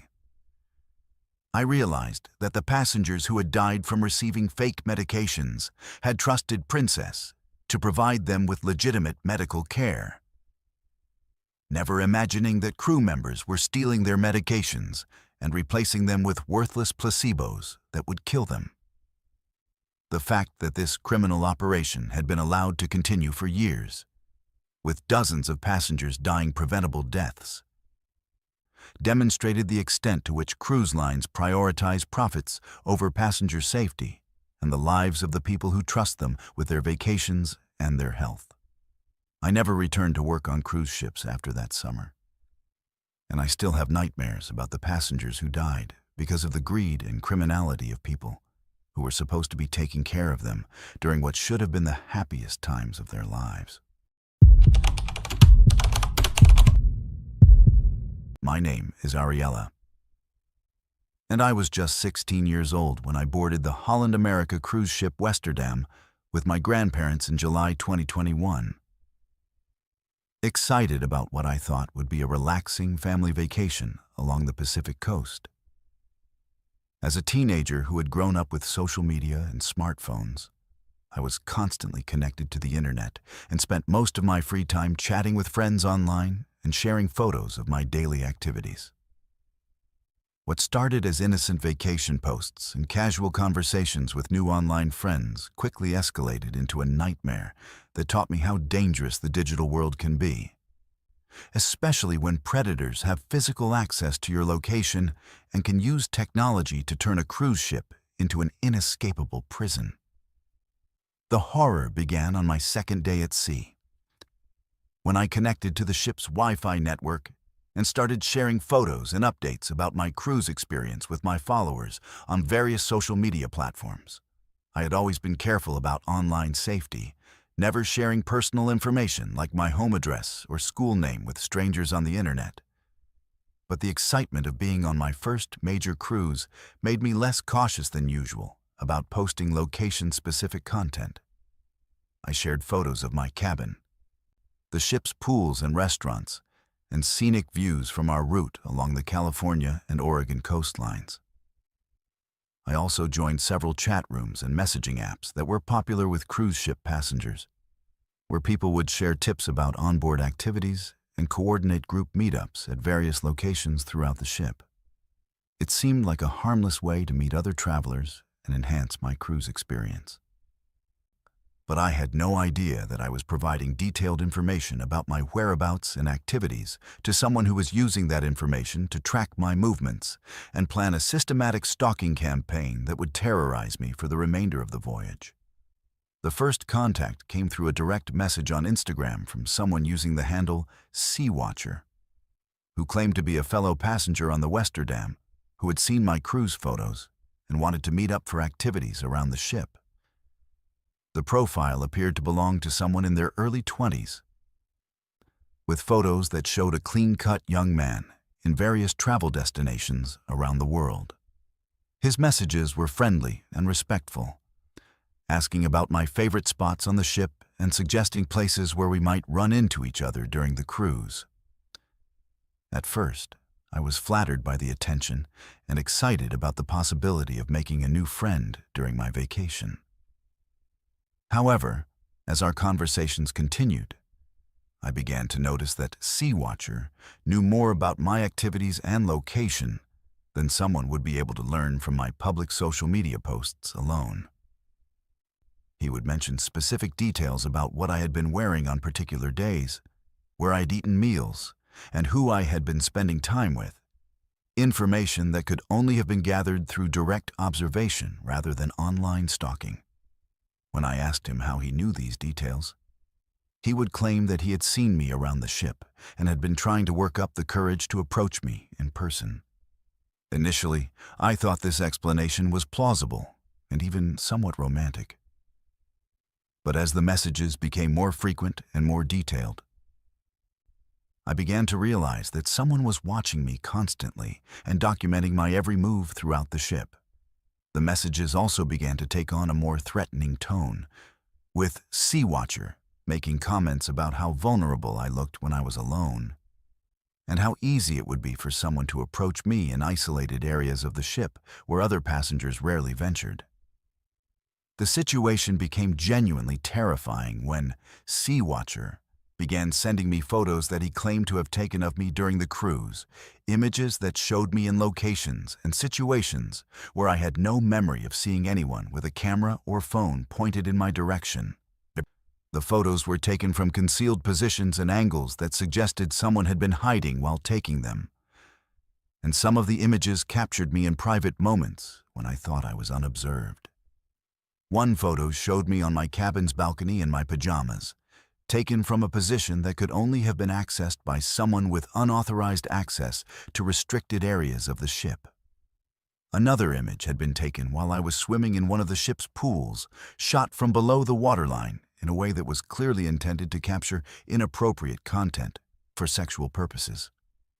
When I tried to block Sea Watcher on Instagram and other social media platforms, the messages simply moved to different accounts and platforms, demonstrating that this person had access to multiple identities and was prepared to continue the harassment through whatever means necessary. The messages also began appearing on messaging apps that I hadn't shared with anyone, suggesting that my phone had been somehow compromised or that someone was monitoring my internet activity through the ship's Wi-Fi network. Most disturbing was when Sea Watcher began sending me photos and personal information about my grandparents, including images of them in their cabin and details about their daily routines that could only have been gathered through extensive surveillance of our entire family group. I finally worked up the courage to tell my grandmother about what was happening, and she immediately contacted ship security to report that I was being stalked and threatened by someone who appeared to have unauthorized access to passenger information and restricted areas of the vessel. However, the response from the security team was frustratingly inadequate and seemed designed more to minimize the cruise line's liability than to actually protect me from a dangerous predator. The security officer suggested that online harassment was a common problem among teenagers and that I was probably overreacting to normal social media interactions with other passengers. When I showed them the photos that Sea Watcher had sent me, they claimed that these images could have been taken by anyone with a camera and didn't necessarily prove that someone was engaged in systematic stalking behavior. The security team's investigation consisted mainly of asking me questions about my own online behavior and social media usage, with several officers implying that I had somehow invited the harassment by posting photos of myself and engaging in conversations with strangers on the internet. They seemed more concerned about whether I had been violating the cruise line's terms of service by sharing location-specific information than about the fact that someone was using that information to stalk and threaten a minor passenger. When I asked what specific steps they were taking to identify and stop Sea Watcher, they claimed that tracking online harassment was extremely difficult in international waters and that they didn't have the technical resources to investigate cyber crimes that involved multiple social media platforms and messaging apps. The harassment escalated dramatically after I reported it to security, suggesting that Sea Watcher either had access to information about my complaint or was connected to someone within the ship's staff who was keeping him informed about the investigation. The messages became more explicit and threatening, with detailed descriptions of sexual violence that the stalker claimed he wanted to inflict on me and my grandmother. He began sending photos of weapons that he claimed to have brought aboard the ship, along with detailed plans for how he intended to gain access to our cabin and assault us while the ship was in international waters where law enforcement response would be delayed or impossible. The messages also included information about our travel plans after the cruise, including flight numbers and hotel reservations that weren't publicly available and could only have been accessed through cruise line databases or by someone with connections to travel industry professionals. My grandmother and I spent the final days of our cruise in a state of constant fear and paranoia, afraid to leave our cabin except when absolutely necessary, and never traveling anywhere on the ship alone. We changed our daily routines completely, avoiding the public areas and activities that we had been enjoying earlier in the voyage. and we began eating all of our meals through room service to minimize our exposure to other passengers and crew members. Despite these precautions, we continued to receive evidence that we were being watched and followed, including photos that showed us in supposedly secure areas of the ship and messages that described our conversations and activities in real time as they were happening. The psychological pressure of being constantly surveilled by an unknown predator while trapped on a ship in the middle of the ocean was more terrifying than any physical threat could have been. The most disturbing revelation came when Sea Watcher revealed that he wasn't working alone, but was part of a network of crew members and passengers who were collaborating to identify and target vulnerable travelers for harassment and abuse. He sent me screenshots of group chats where multiple people were sharing photos and personal information about female passengers, rating their attractiveness and discussing strategies for approaching them or gaining access to their cabins. The conversations revealed that this predatory network had been operating on Holland America's ships for years, with participants sharing information and coordinating activities across multiple cruises and itineraries. Some of the messages discussed previous victims who had been sexually assaulted or who had simply disappeared during cruises, with the perpetrators expressing satisfaction about getting away with serious crimes because of the jurisdictional complications involved in investigating incidents that occur in international waters. When we finally disembarked in Los Angeles, I immediately turned over all of the evidence I had collected to FBI agents who were waiting at the port. But the investigation that followed was hampered by the same jurisdictional issues and technical limitations that had prevented ship security from taking effective action during the cruise.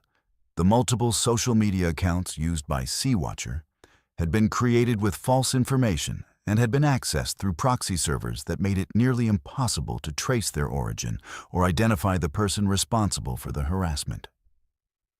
The photos and videos that had been sent to me had been stripped of metadata that could have revealed when and where they were taken. And the messaging platforms that had been used to communicate with me had policies that prevented law enforcement from accessing user information without extensive legal proceedings that could take months or years to complete. Holland America's cooperation with the investigation was minimal and seemed designed primarily to protect the cruise line's reputation rather than help identify the predators who were operating on their ships. The company's legal team claimed that they had no responsibility for criminal activity conducted by passengers or crew members using third-party internet services. And they argued that online harassment was outside the scope of their security obligations to passengers. They refused to provide passenger and crew lists that could have helped investigators identify potential suspects, citing privacy concerns and corporate policies that prevented sharing customer information with law enforcement agencies. The cruise line also claimed that their Wi-Fi network logs were automatically deleted after short periods and were therefore unavailable for analysis by investigators who were trying to trace the source of the harassing messages. The psychological impact of being stalked and threatened by unknown predators while trapped on a cruise ship far from any possibility of help or escape has affected my mental health and my ability to trust other people in ways that continue to impact my daily life years after the incident. I developed severe anxiety about traveling and being in unfamiliar places where I might be vulnerable to similar predatory behavior. And I became extremely cautious about my online activities and social media usage. The knowledge that there are organized networks of predators operating on cruise ships and using technology to identify and target vulnerable passengers has made me aware of dangers that most people never consider when they book what they think will be relaxing vacations on the high seas. I've become an advocate for stronger cybersecurity measures and better coordination between cruise lines and law enforcement agencies to protect passengers from digital predators who can use technology to turn vacation ships into hunting grounds for sexual predators and other criminals who know they can operate with impunity in international waters where normal legal protections don't apply. My name is Nathaniel, And at 52 years old, I thought my 20-year career as a maritime safety officer had prepared me for every possible emergency scenario that could occur aboard a cruise ship. I had worked for various cruise lines throughout the Mediterranean, conducting safety inspections, overseeing lifeboat drills, and ensuring that all emergency equipment met international maritime safety standards. When I was hired by Virgin Voyages in early 2022 to serve as Chief Safety Officer aboard the Scarlet Lady during its Mediterranean routes, I believed I was joining a progressive cruise line that prioritized passenger safety above all other considerations. What I discovered during my routine inspection of the ship's emergency equipment was evidence of deliberate sabotage that suggested someone was planning to create a maritime disaster that would kill thousands of innocent passengers. And my attempts to prevent this catastrophe led to a conspiracy that reached the highest levels of the cruise industry and threatened my own life in ways I never could have imagined. The Scarlet Lady was Virgin's flagship vessel, a relatively new ship that had been designed with state-of-the-art safety systems and emergency equipment that exceeded most international maritime safety requirements. The ship carried over 2,800 passengers and crew members during peak season, making it one of the larger vessels operating in the Mediterranean market during 2022. My responsibilities included conducting weekly inspections of all safety equipment, supervising monthly lifeboat drills, and ensuring that all crew members were properly trained in emergency procedures that could save lives in the event of fire, flooding, or other disasters at sea. It was during one of these routine inspections in mid-July that I made a discovery that would change everything I thought I knew about cruise ship safety and the lengths to which criminals would go to commit mass murder for financial gain. I was conducting my standard inspection of the port-side lifeboats when I noticed that several of the emergency release mechanisms had been tampered with in ways that would prevent the boats from being properly deployed during an actual emergency. The sabotage was sophisticated and subtle, designed to look like normal wear and tear rather than deliberate criminal activity. But my years of experience with maritime safety equipment made it immediately obvious that someone with detailed technical knowledge had systematically compromised the lifeboat's ability to function when they were needed most. The release cables had been partially severed using tools that left cuts designed to look like natural metal fatigue, and several of the hydraulic systems that powered the deployment mechanisms had been drained of fluid and filled with substances that would cause complete system failure under the stress of an actual emergency deployment. As I continued my inspection, I discovered that the sabotage wasn't limited to just a few lifeboats, but extended throughout the ship's entire emergency evacuation system. Life rafts had been punctured with small holes that were sealed with temporary patches designed to fail when the rafts were inflated. Emergency communication systems had been disabled in ways that would prevent distress calls from being transmitted during a crisis. And even the ship's fire suppression systems had been compromised to ensure that fires would spread rapidly through passenger areas before effective countermeasures could be implemented. The scope and coordination of the sabotage made it clear that multiple people with access to restricted areas of the ship had been working together for an extended period to systematically destroy the safety systems that passengers depended on for their survival in emergency situations.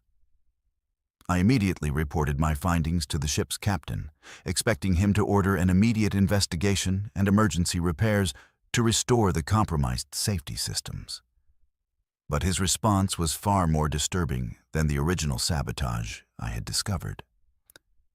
Captain Morrison seemed more concerned about the potential impact on the cruise schedule than about the immediate danger to passenger safety. And he suggested that I might have misinterpreted normal maintenance issues as evidence of deliberate sabotage.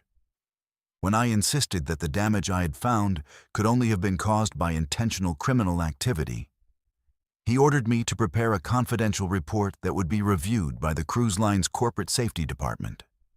But he also instructed me not to discuss my findings with any other crew members or to take any action that might alarm passengers about potential safety issues.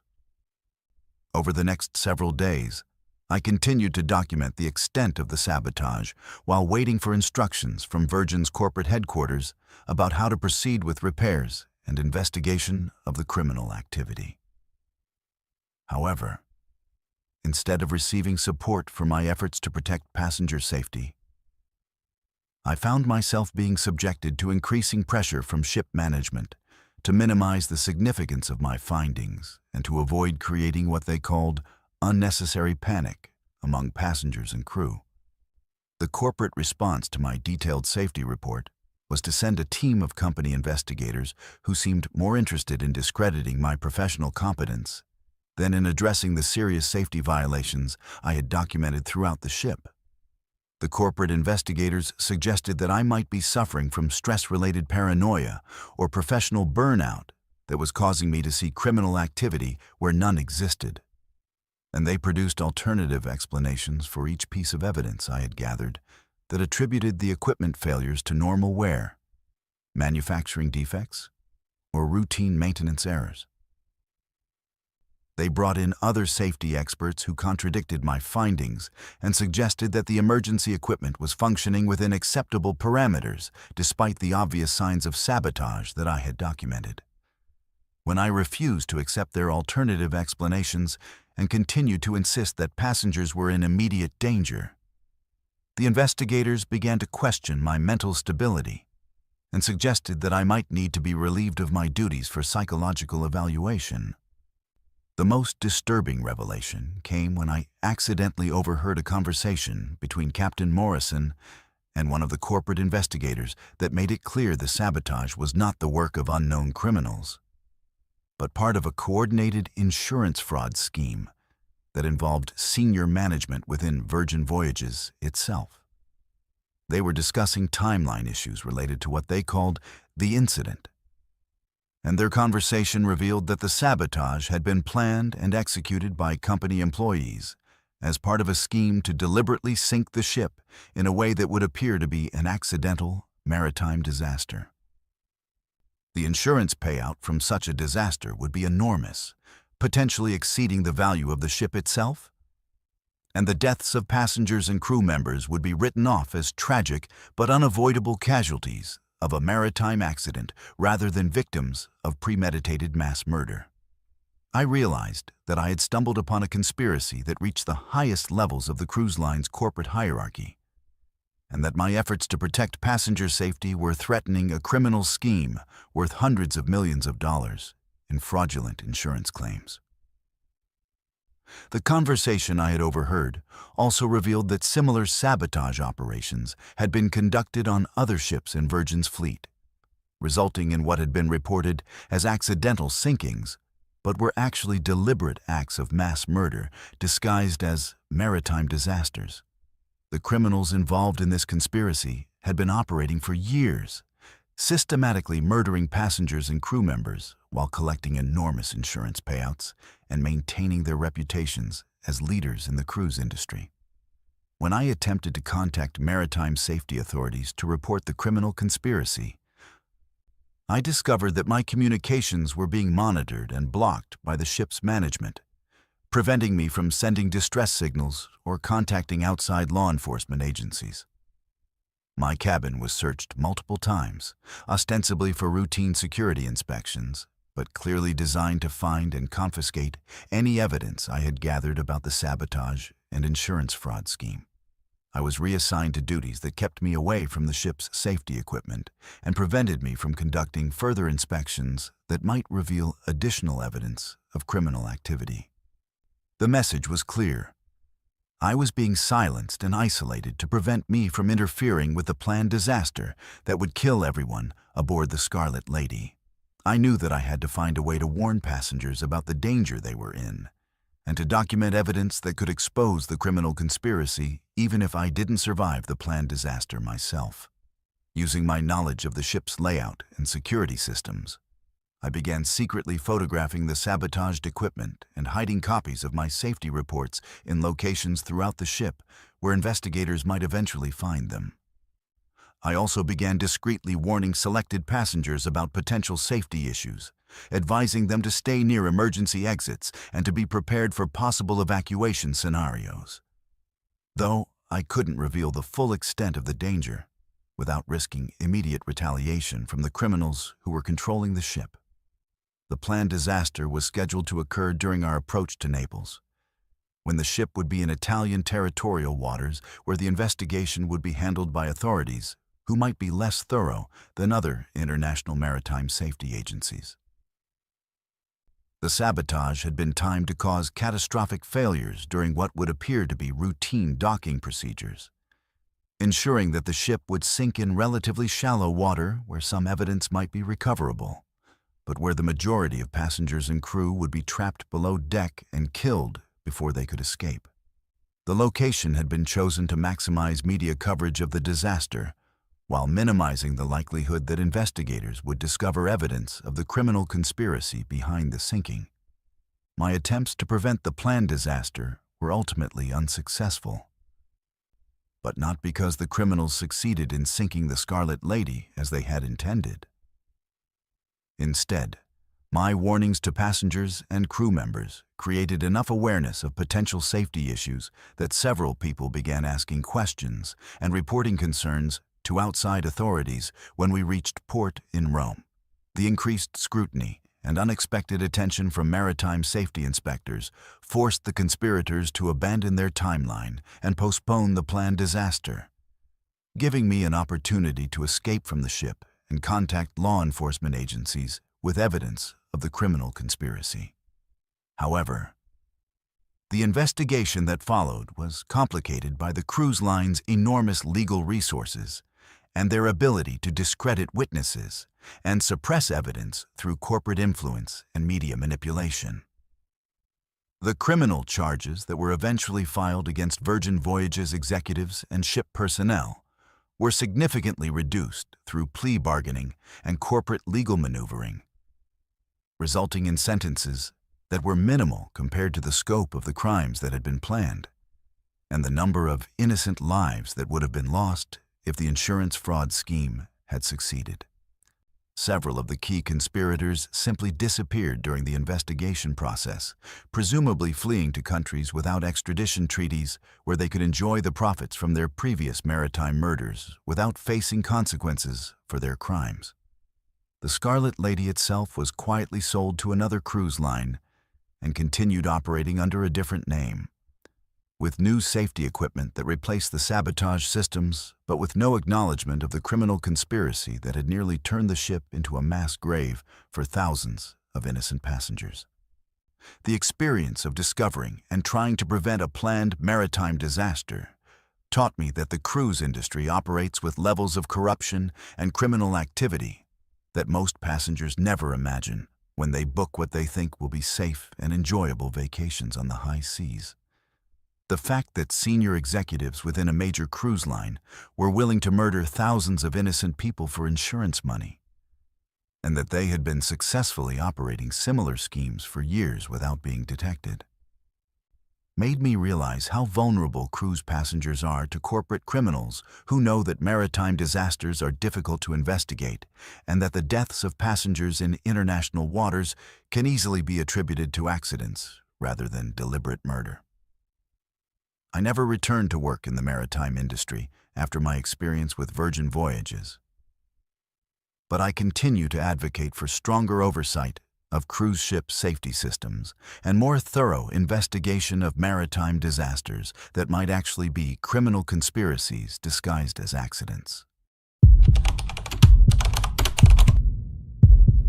My name is Sutton, and I'm a 26-year-old woman from the Philippines who worked as a housekeeping supervisor aboard the AIDA Prima during its Northern Europe route in the summer of 2018. Like thousands of other Filipino workers, I had left my family behind to work on cruise ships, drawn by the promise of steady wages that would support my elderly parents and help pay for my younger sister's education back home. The contract I signed guaranteed decent working conditions, fair wages, and treatment that would comply with international maritime labor standards. But the reality of working below deck on a German cruise ship was a nightmare of exploitation, abuse, and systematic dehumanization that made me understand why so many crew members never return home alive from their contracts. What I witnessed and experienced during those 8 months at sea was evidence of labor practices that amounted to slavery. And when crew members began disappearing after complaining about their treatment, I realized that the cruise line was willing to commit murder to silence anyone who threatened to expose their criminal operations. The crew quarters aboard the Aida Prima were located several decks below the passenger areas, in a section of the ship that passengers never saw and that was deliberately hidden from any inspectors or authorities who might visit the vessel during port calls.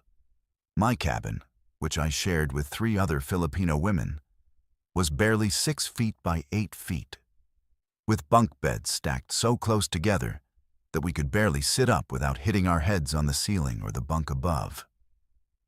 There were no windows, no ventilation except for a small fan that barely moved the stale air, and the walls were so thin that we could hear every sound from the neighboring cabins where other crew members were crowded into equally inhumane living conditions.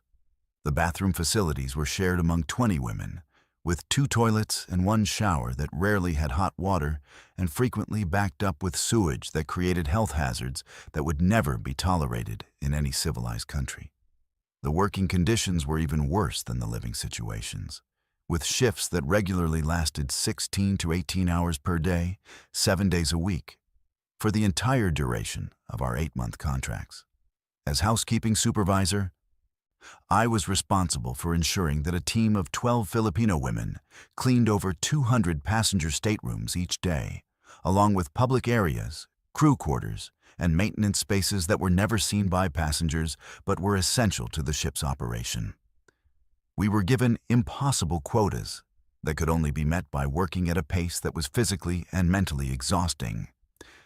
And any failure to meet these quotas resulted in salary deductions, additional work assignments, or threats of contract termination that would leave us stranded in foreign ports without means to return home to our families.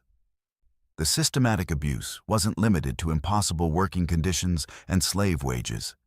It extended to physical and sexual violence that was tolerated and even encouraged by the ship's management as a way to maintain control over the crew workforce.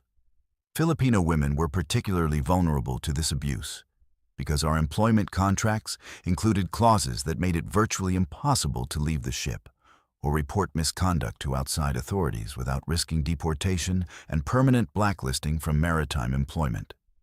The German officers and supervisors who controlled our working conditions treated us as property rather than human beings, and they used their absolute power over our employment and immigration status to force us into sexual relationships and other forms of exploitation that we had no means to resist or escape. I documented the abuse and exploitation systematically, keeping detailed records of the working hours, living conditions, and incidents of violence that I witnessed during my time aboard the Aida Prima.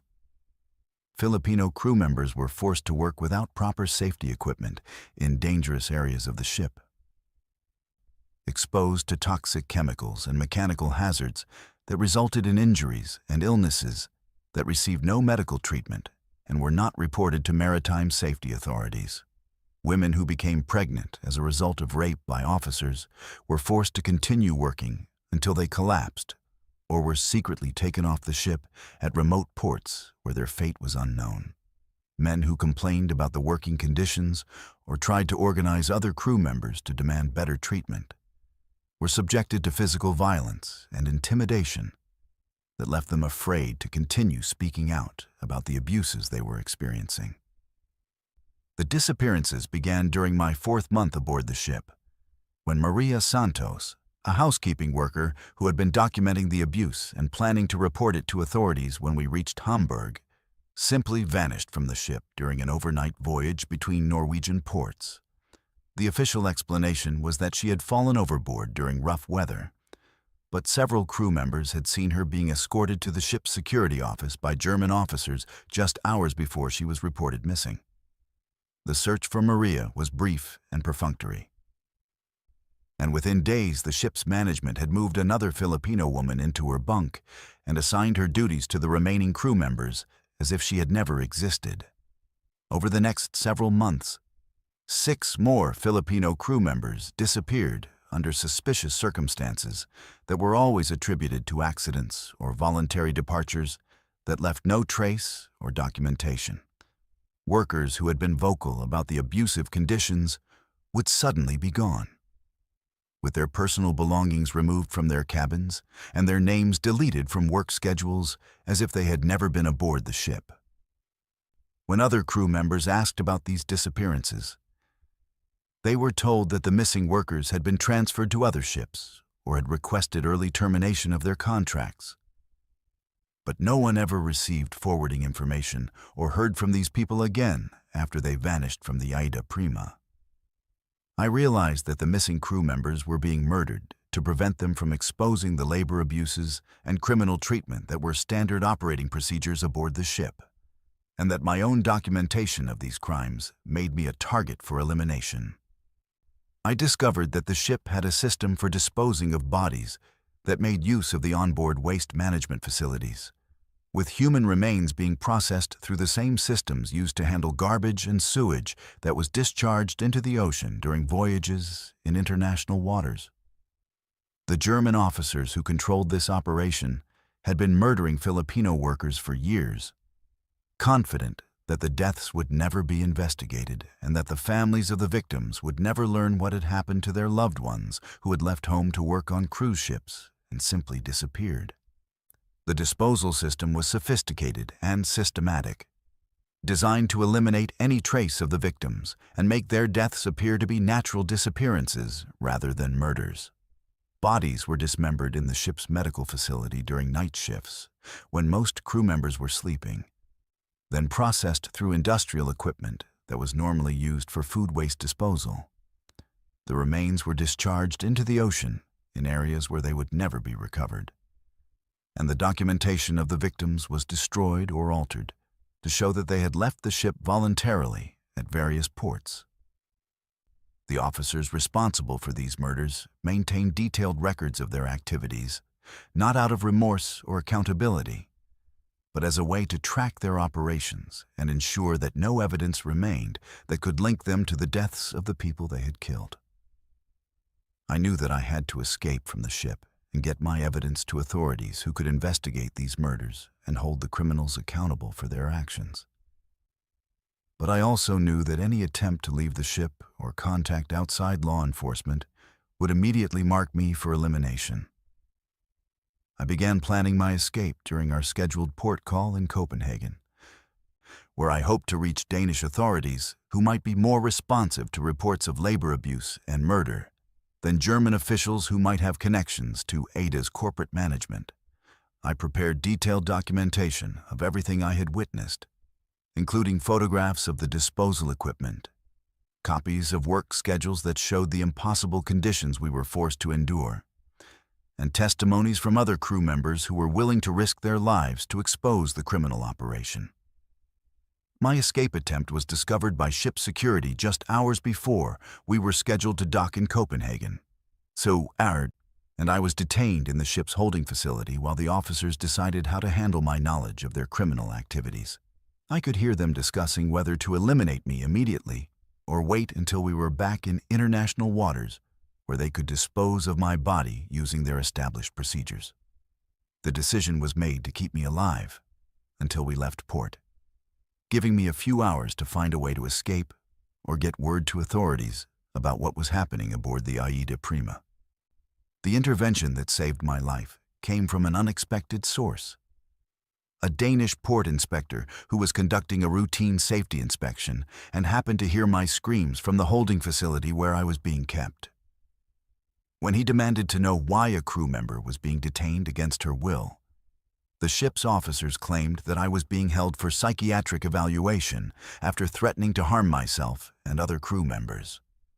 However, the inspector was experienced enough to recognize the signs of abuse and criminal activity, and he insisted on interviewing me privately, despite the protests of the German officers who were trying to prevent any outside contact with their victim. I was able to turn over my documentation to the Danish inspector and provide him with detailed testimony about the murders and labor abuses that were taking place aboard the Aida Prima. However, the investigation that followed was limited by jurisdictional complications and Aida's corporate legal resources, which were used to challenge every aspect of the evidence and discredit my testimony as the fabrications of a disgruntled employee who was seeking financial compensation for imaginary grievances. Several key witnesses among the Filipino crew members were transferred to other ships before they could be interviewed, and physical evidence from the ship was destroyed or contaminated during the investigation process. The criminal charges that were eventually filed resulted in minimal penalties for Aida and short prison sentences for a few low-level officers who were portrayed as rogue individuals rather than participants in a systematic criminal operation that had been sanctioned by corporate management. The families of the murdered crew members never learned the truth about what had happened to their loved ones, and most of the Filipino workers who survived their contracts were too afraid or too powerless to pursue legal action against the cruise line. The Aida Prima continued operating with new crew members who were subjected to the same abusive conditions, and the systems that had enabled the murders and exploitation remained in place despite the investigation and prosecution of some of the perpetrators. The experience of working on that cruise ship and witnessing the systematic murder of my fellow Filipino workers taught me that the cruise industry operates with levels of criminality and disregard for human life that most passengers never imagine when they book their vacations on these floating death traps. The people who clean their cabins, serve their food, and maintain their ships are often trapped in conditions that amount to slavery. And when they try to speak out about the abuse they suffer, they face retaliation that can include murder and disposal of their bodies in ways that ensure their families will never learn what happened to them. The fact that major cruise lines can commit these crimes with virtual impunity, protected by corporate legal resources and the complexities of maritime law, makes me wonder how many other Filipino workers have disappeared from cruise ships without ever being reported as missing or investigated as potential murder victims. My name is Diego, and I was the cruise director aboard the Costa Fascinosa during what would become known as the worst passenger crisis in the cruise line's history. Though the full truth of what happened during our final night in the Eastern Mediterranean has never been officially acknowledged by Costa Cruises or any maritime authority, I had been working in the cruise industry for 15 years, developing entertainment programs and managing passenger activities for thousands of guests who trusted me to provide them with safe, enjoyable experiences during their vacations at sea. What began as a routine 7-day Mediterranean cruise in September 2020 became a nightmare of human savagery and corporate negligence that demonstrated just how quickly civilization can collapse when people are trapped in a confined space with limited resources and no hope of immediate rescue. The events I witnessed during those final 18 hours changed everything I believed about human nature and convinced me that cruise ships are floating disasters waiting to happen when the systems that maintain order and safety inevitably fail. The Costa Fascinosa was carrying 2,600 passengers and 800 crew members when we departed from Barcelona on what was scheduled to be a leisurely voyage through the Mediterranean, with planned stops in Palma de Mallorca, Rome, Florence, and Monaco before returning to Spain. The passenger manifest included families with young children, elderly couples celebrating anniversaries, and groups of friends looking forward to a week of relaxation and entertainment in some of Europe's most beautiful coastal destinations.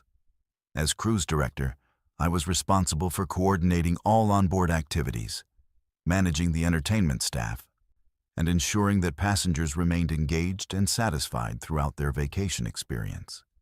The first 6 days of the cruise proceeded exactly as planned, with successful shore excursions, well-attended shows and activities, and the kind of positive passenger feedback that made my job rewarding and fulfilling.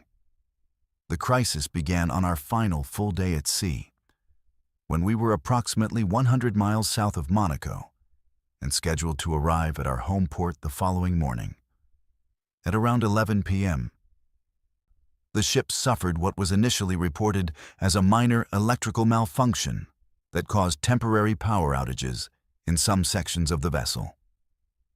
However, within 30 minutes, it became clear that we were dealing with a complete systems failure that affected not only the electrical grid, but also the propulsion systems, navigation equipment, water treatment facilities, and communication arrays that connected us to the outside world.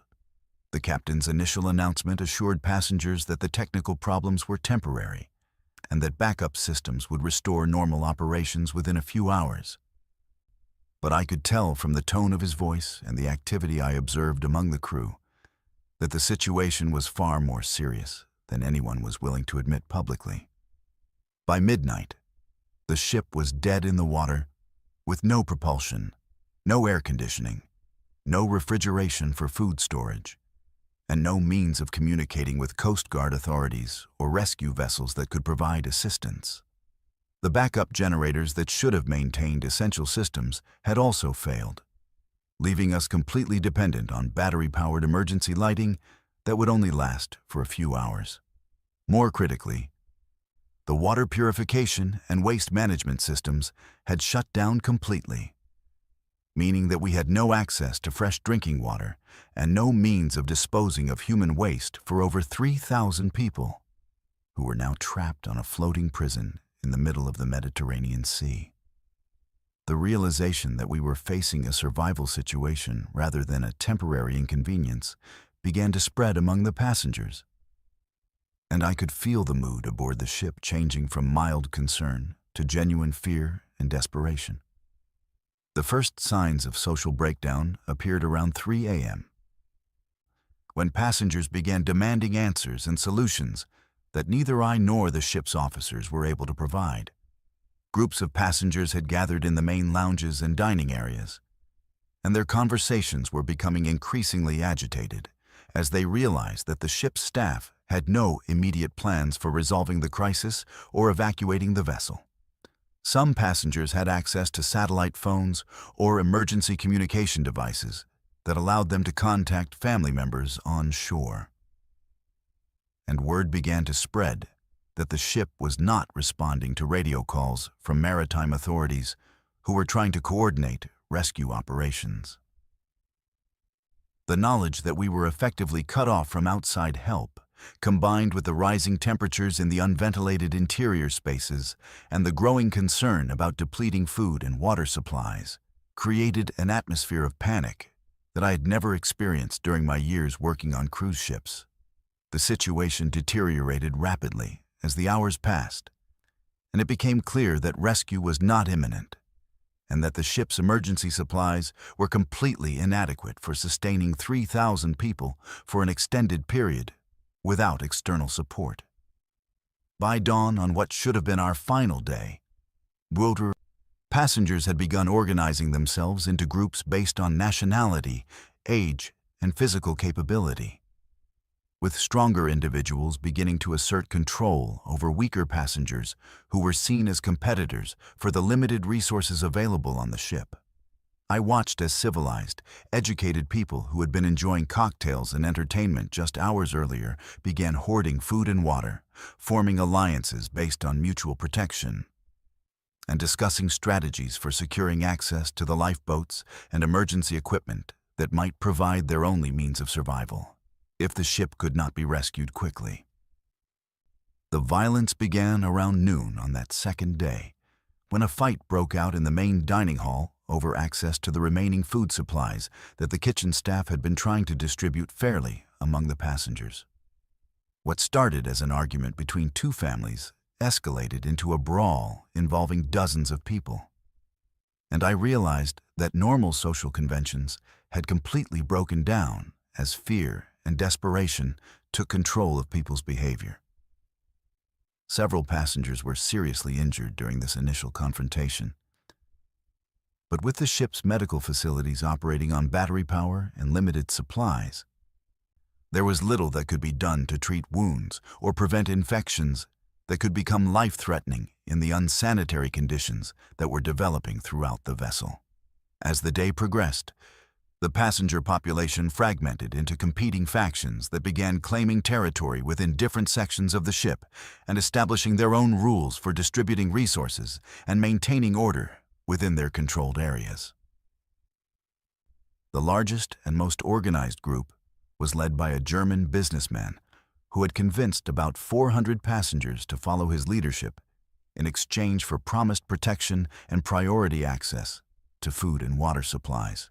This group had taken control of the upper deck areas and had begun barricading the entrances to prevent other passengers from accessing the outdoor spaces where the air was still breathable and where emergency equipment was stored. A second faction, composed mainly of younger passengers and crew members, had secured the lower deck areas, including the engine rooms and storage facilities, giving them control over the ship's remaining supplies, but trapping them in areas where the heat and toxic fumes from the failed systems made survival increasingly difficult. The most disturbing development was the emergence of what could only be described as vigilante justice, as different passenger groups began identifying individuals who they blamed for the crisis or who they viewed as threats to their survival. Several crew members who had been trying to maintain order and distribute resources fairly were attacked and beaten by passengers who accused them of hoarding supplies or planning to abandon the ship without evacuating everyone. I witnessed elderly passengers being physically assaulted and robbed of their medications and personal belongings by groups of younger travelers who had decided that survival of the fittest was the only viable strategy for dealing with the crisis. Women traveling alone were particularly vulnerable to sexual violence and exploitation, as some male passengers seemed to view the breakdown of normal authority structures as an opportunity to act on their worst impulses without fear of consequences. By the evening of the second day, the ship had essentially become a collection of armed camps, with different groups controlling access to various resources and facilities through the threat or use of violence against anyone who challenged their authority. The ship's officers had lost all effective control over the situation and had retreated to the bridge where they were attempting to restore communication systems and coordinate with potential rescue operations. But their efforts were hampered by the hostile passenger groups who viewed the crew as either incompetent or as potential competitors for the limited space available on lifeboats if evacuation became necessary.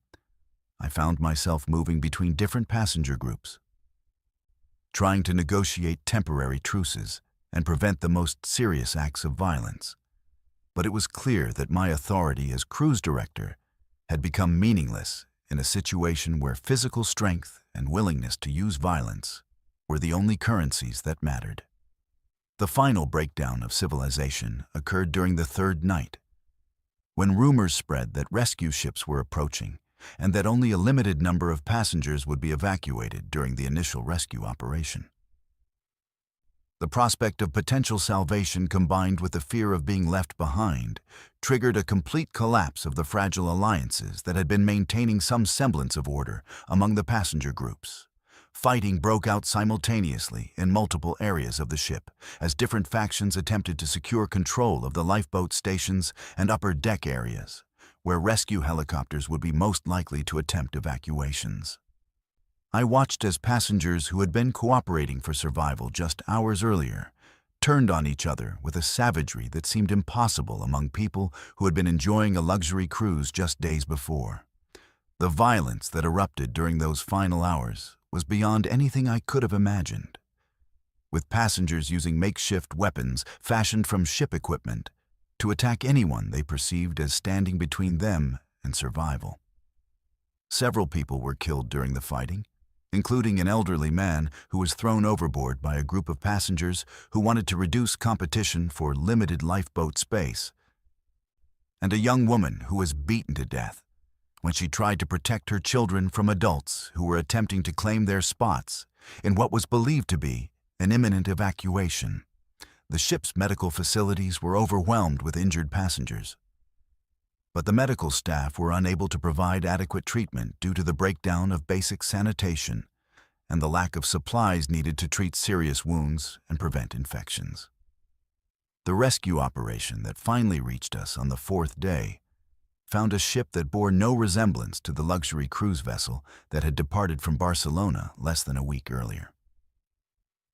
The passengers who were evacuated were traumatized, malnourished, and in many cases seriously injured from the violence that had consumed the ship during the previous 72 hours.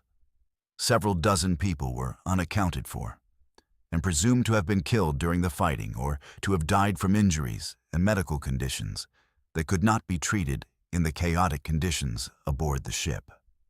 The official investigation into the incident focused primarily on the technical failures that had disabled the ship's systems, with minimal attention given to the social breakdown and violence that had occurred among the passengers during the crisis.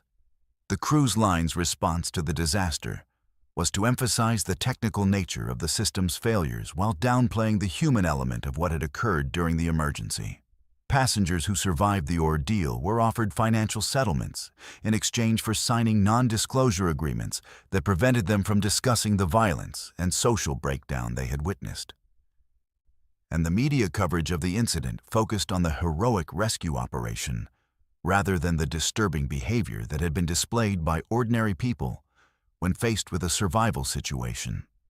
The families of passengers who had been killed during the violence were told that their loved ones had died from medical emergencies or accidents related to the ship's technical failures, with no acknowledgement that they had actually been murdered by fellow passengers who had reverted to primitive survival instincts when civilized society had collapsed around them.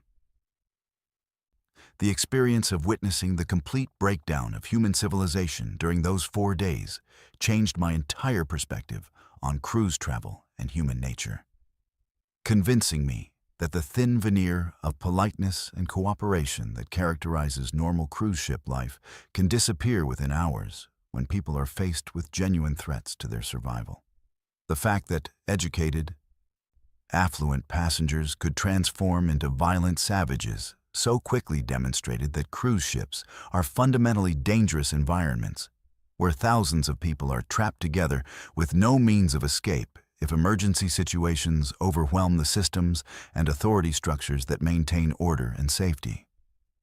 I never returned to work in the cruise industry after that experience, but I often think about the passengers and crew members who died during those 4 days. And I wonder how many other cruise ship disasters have involved similar breakdowns of human decency that were covered up or ignored by companies more concerned with protecting their reputations than acknowledging the true dangers of cruise travel. The Verified Fears family, I hope these 11 disturbing testimonies have opened your eyes to the dark realities that exist beneath the glossy surface of the cruise industry. If you found these stories as chilling as I did, make sure to subscribe to our channel for more terrifying true accounts that will keep you questioning everything you thought you knew about the world around you. And if you have your own cruise ship horror story or any other terrifying experience you'd like to share, don't hesitate to reach out to us. Stay safe out there, and remember, sometimes the most dangerous predators are the ones wearing uniforms and smiling while they serve you dinner.